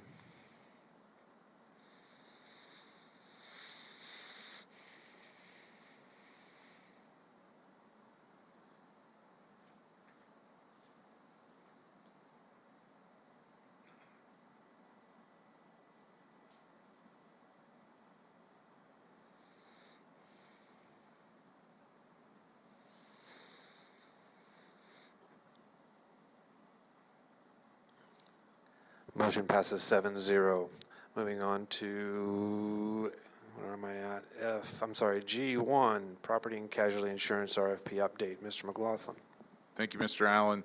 Just giving you a brief update on the property and casualty insurance RFP process. So we had 5 companies that requested to bid our property and casualty insurance, including our current incumbent. We have submitted agent of record letters to those companies based on their selections of markets that they were hoping to get. Just for the board's record, the incumbent, our current broker, has first choice of using the company that we are currently using before anybody else. If they would choose to select a different market, they certainly could, but he has the option as the incumbent to continue to solicit from our current insurance company. So the agent of record letters were sent to all 5 companies, letting them know of the markets that they can bid. They won't be able to get bids from markets unless they have that agent of record letter from the school. So we sent those to them, and they are soliciting for those quotes for property and casualty insurance. The proposals are due to us and to Indiana Insurance Audit, the firm that we've hired to help us through this process, on October the 9th. They will review it, put together a spreadsheet that they will send to us with their recommendation based off of all of the information that's submitted, along with cost and policies and so on. We will have that for the board packet by October the 17th for the October 27th board meeting for the board to review and select a market for our property and casualty insurance. So just an update on that process, and if anybody has any questions, I'd be happy to try and answer those. Thank you, Mr. McLaughlin. Any questions reference the RFP? Hearing none, let's move on. Item H, policies. Number 1 is special update policies, July 2025. Mr. Trout. Yes, what we have here on this agenda item is your first reading of several school board policy updates. There's also attached with this in the public content a descriptor listing not only the policies but the administrative guidelines. As with all of our past board meetings, you can see at your discretion what the public can see with regards to each one of these recommended school board policies along with each one of these administrative guidelines. As always, if you have any questions or comments about any of these at any point in time before voting on them in 2 weeks, please do not hesitate to reach out to me. I do appreciate the dialogue. I do appreciate the opportunity to explain these and have some dialogue with you. That matters to me. That's a significant conversation we need to have. But these are just the first readings, and we'll be voting for asking for your approval at the next school board meeting. This does not take any action. Thank you, Mr. Trout. Any questions for Mr. Trout? Are these special because they're updating based on new laws that the?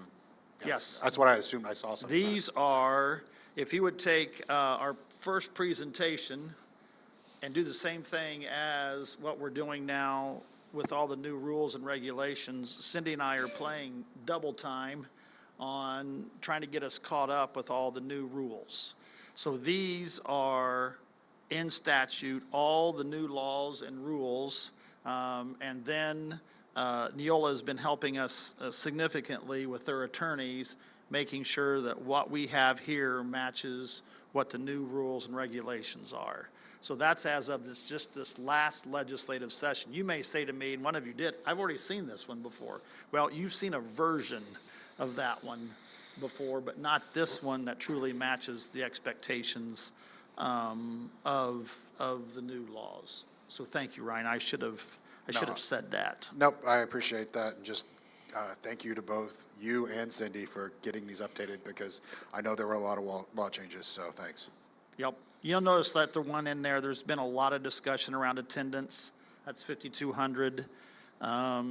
Chuck has done just a great job of explaining that to our public and regionally here too. His title might have been wrong, but the message was great, Chuck, so thank you. Yes. You're welcome, Mr. Are Trout. you sure that they messed up the title? Well, I don't know. You don't know what he gave them. That's true. I didn't think about that. So, but anyway, there's just a myriad of things in there that I just want to make sure that you all see. And if you have any questions, please don't hesitate to let me know. Thank you, Mr. Trout. And I'll let you go ahead and take number 2. Yes, this is the accounting system for capital assets. The major significant change in this, just so you know, is the third from the bottom paragraph. Is what we do is that the corporation will capitalize items with an individual value equal to or greater than $10,000. That used to be 5. By law, we're allowed to do that. That helps us tremendously in all of our accounting. It's a time saver, quite frankly, in many aspects. And so that is the significant change in this one. And I'll be recommending your approval for that at the next school board meeting also. And on number 3. All right, this is a voluntary student transfer policy. You'll notice this is in district, okay? This is in district. And there is a hearing process in there that I'm recommending that we remove. You can still see all the steps there that need to be taken. But to protect class size and such, and you can see the descriptors in there, that's the change that we're making. Also, to empower the directors of education in the decision-making process in here too, we'll streamline that because we need quick decisions. These are usually occurring right at the start of school. And so that's that recommendation there. Again, this is the first reading.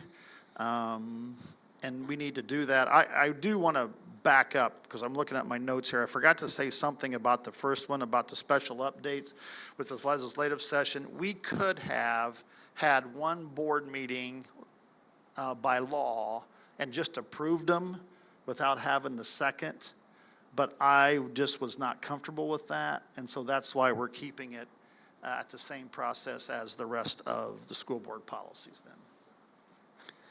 Thank you, Mr. Trout. Any questions at all of the policies that we're going to talk about in a couple weeks? We'll vote on those in 2 weeks. Moving on to I-1, appointments by the board. Warren Public Library Board Trustee. HCCS has a library board position opening this fall. It term ends on September 30th. Lisa Powell-Sabinski would like to stay on. She's provided a letter of her interest to stay on on the board. The requirements, it's a 4-year term, that she lives in the district and has lived in the district for 2 years previously. I would entertain a motion for her. I make a motion to approve Lisa Powell-Sabinski as the Warren Public Library Board Trustee. Thank you, Mrs. Heim. Second. Mr. McClellan. Any questions or comments? Do you know Lisa?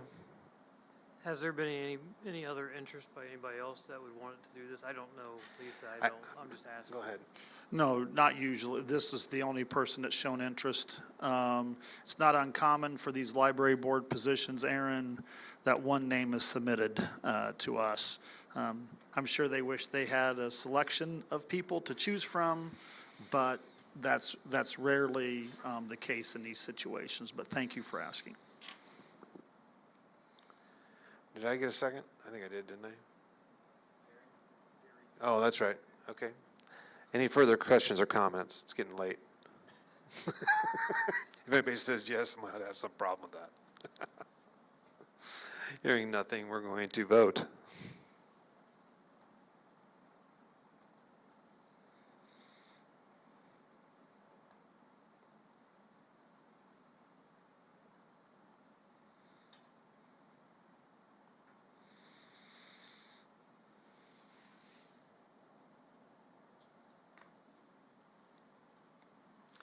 Motion passes 7-0.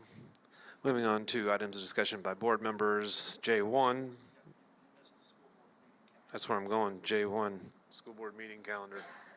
That's what J1 is. Takes both of us, Mr. Allen.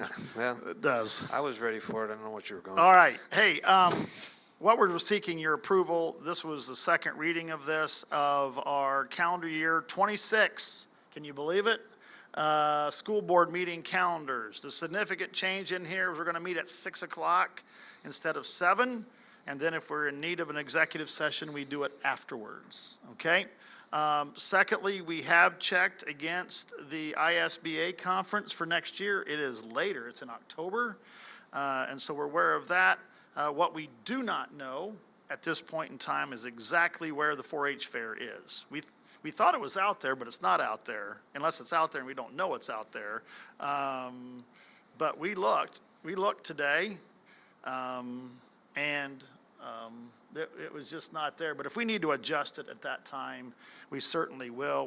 We're doing our best to stay away from it, but for some reason, if we're not, we'll adjust it accordingly. But I'm seeking your approval on this school board meeting calendar. And I'll entertain a motion reference that request. Make a motion to present, to approve the school board calendar as presented. Thank you, Mr. Wall. Can I have a second? Second. Thank you, Mr. Carl. Any questions or comments before we vote? Hearing none, let's vote on the motion.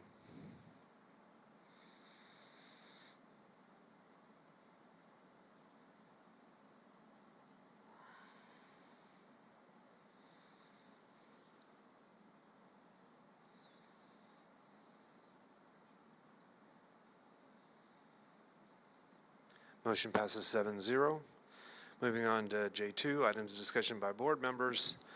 I'd just like to say congratulations to all the teachers, administrators, staff, personnel for a great start to school. I have a couple of grandkids in school. They had a great time, so it must be fantastic. So thank you guys so much. I've been told I have to be short, so my only update is I sent out to everyone today just the ISBA comments that we shared with Dr. Jenner about the ADF thing. I just want to keep you guys in the loop of it, and that's all I have. I'll take a motion to adjourn. So moved. And a second? Second.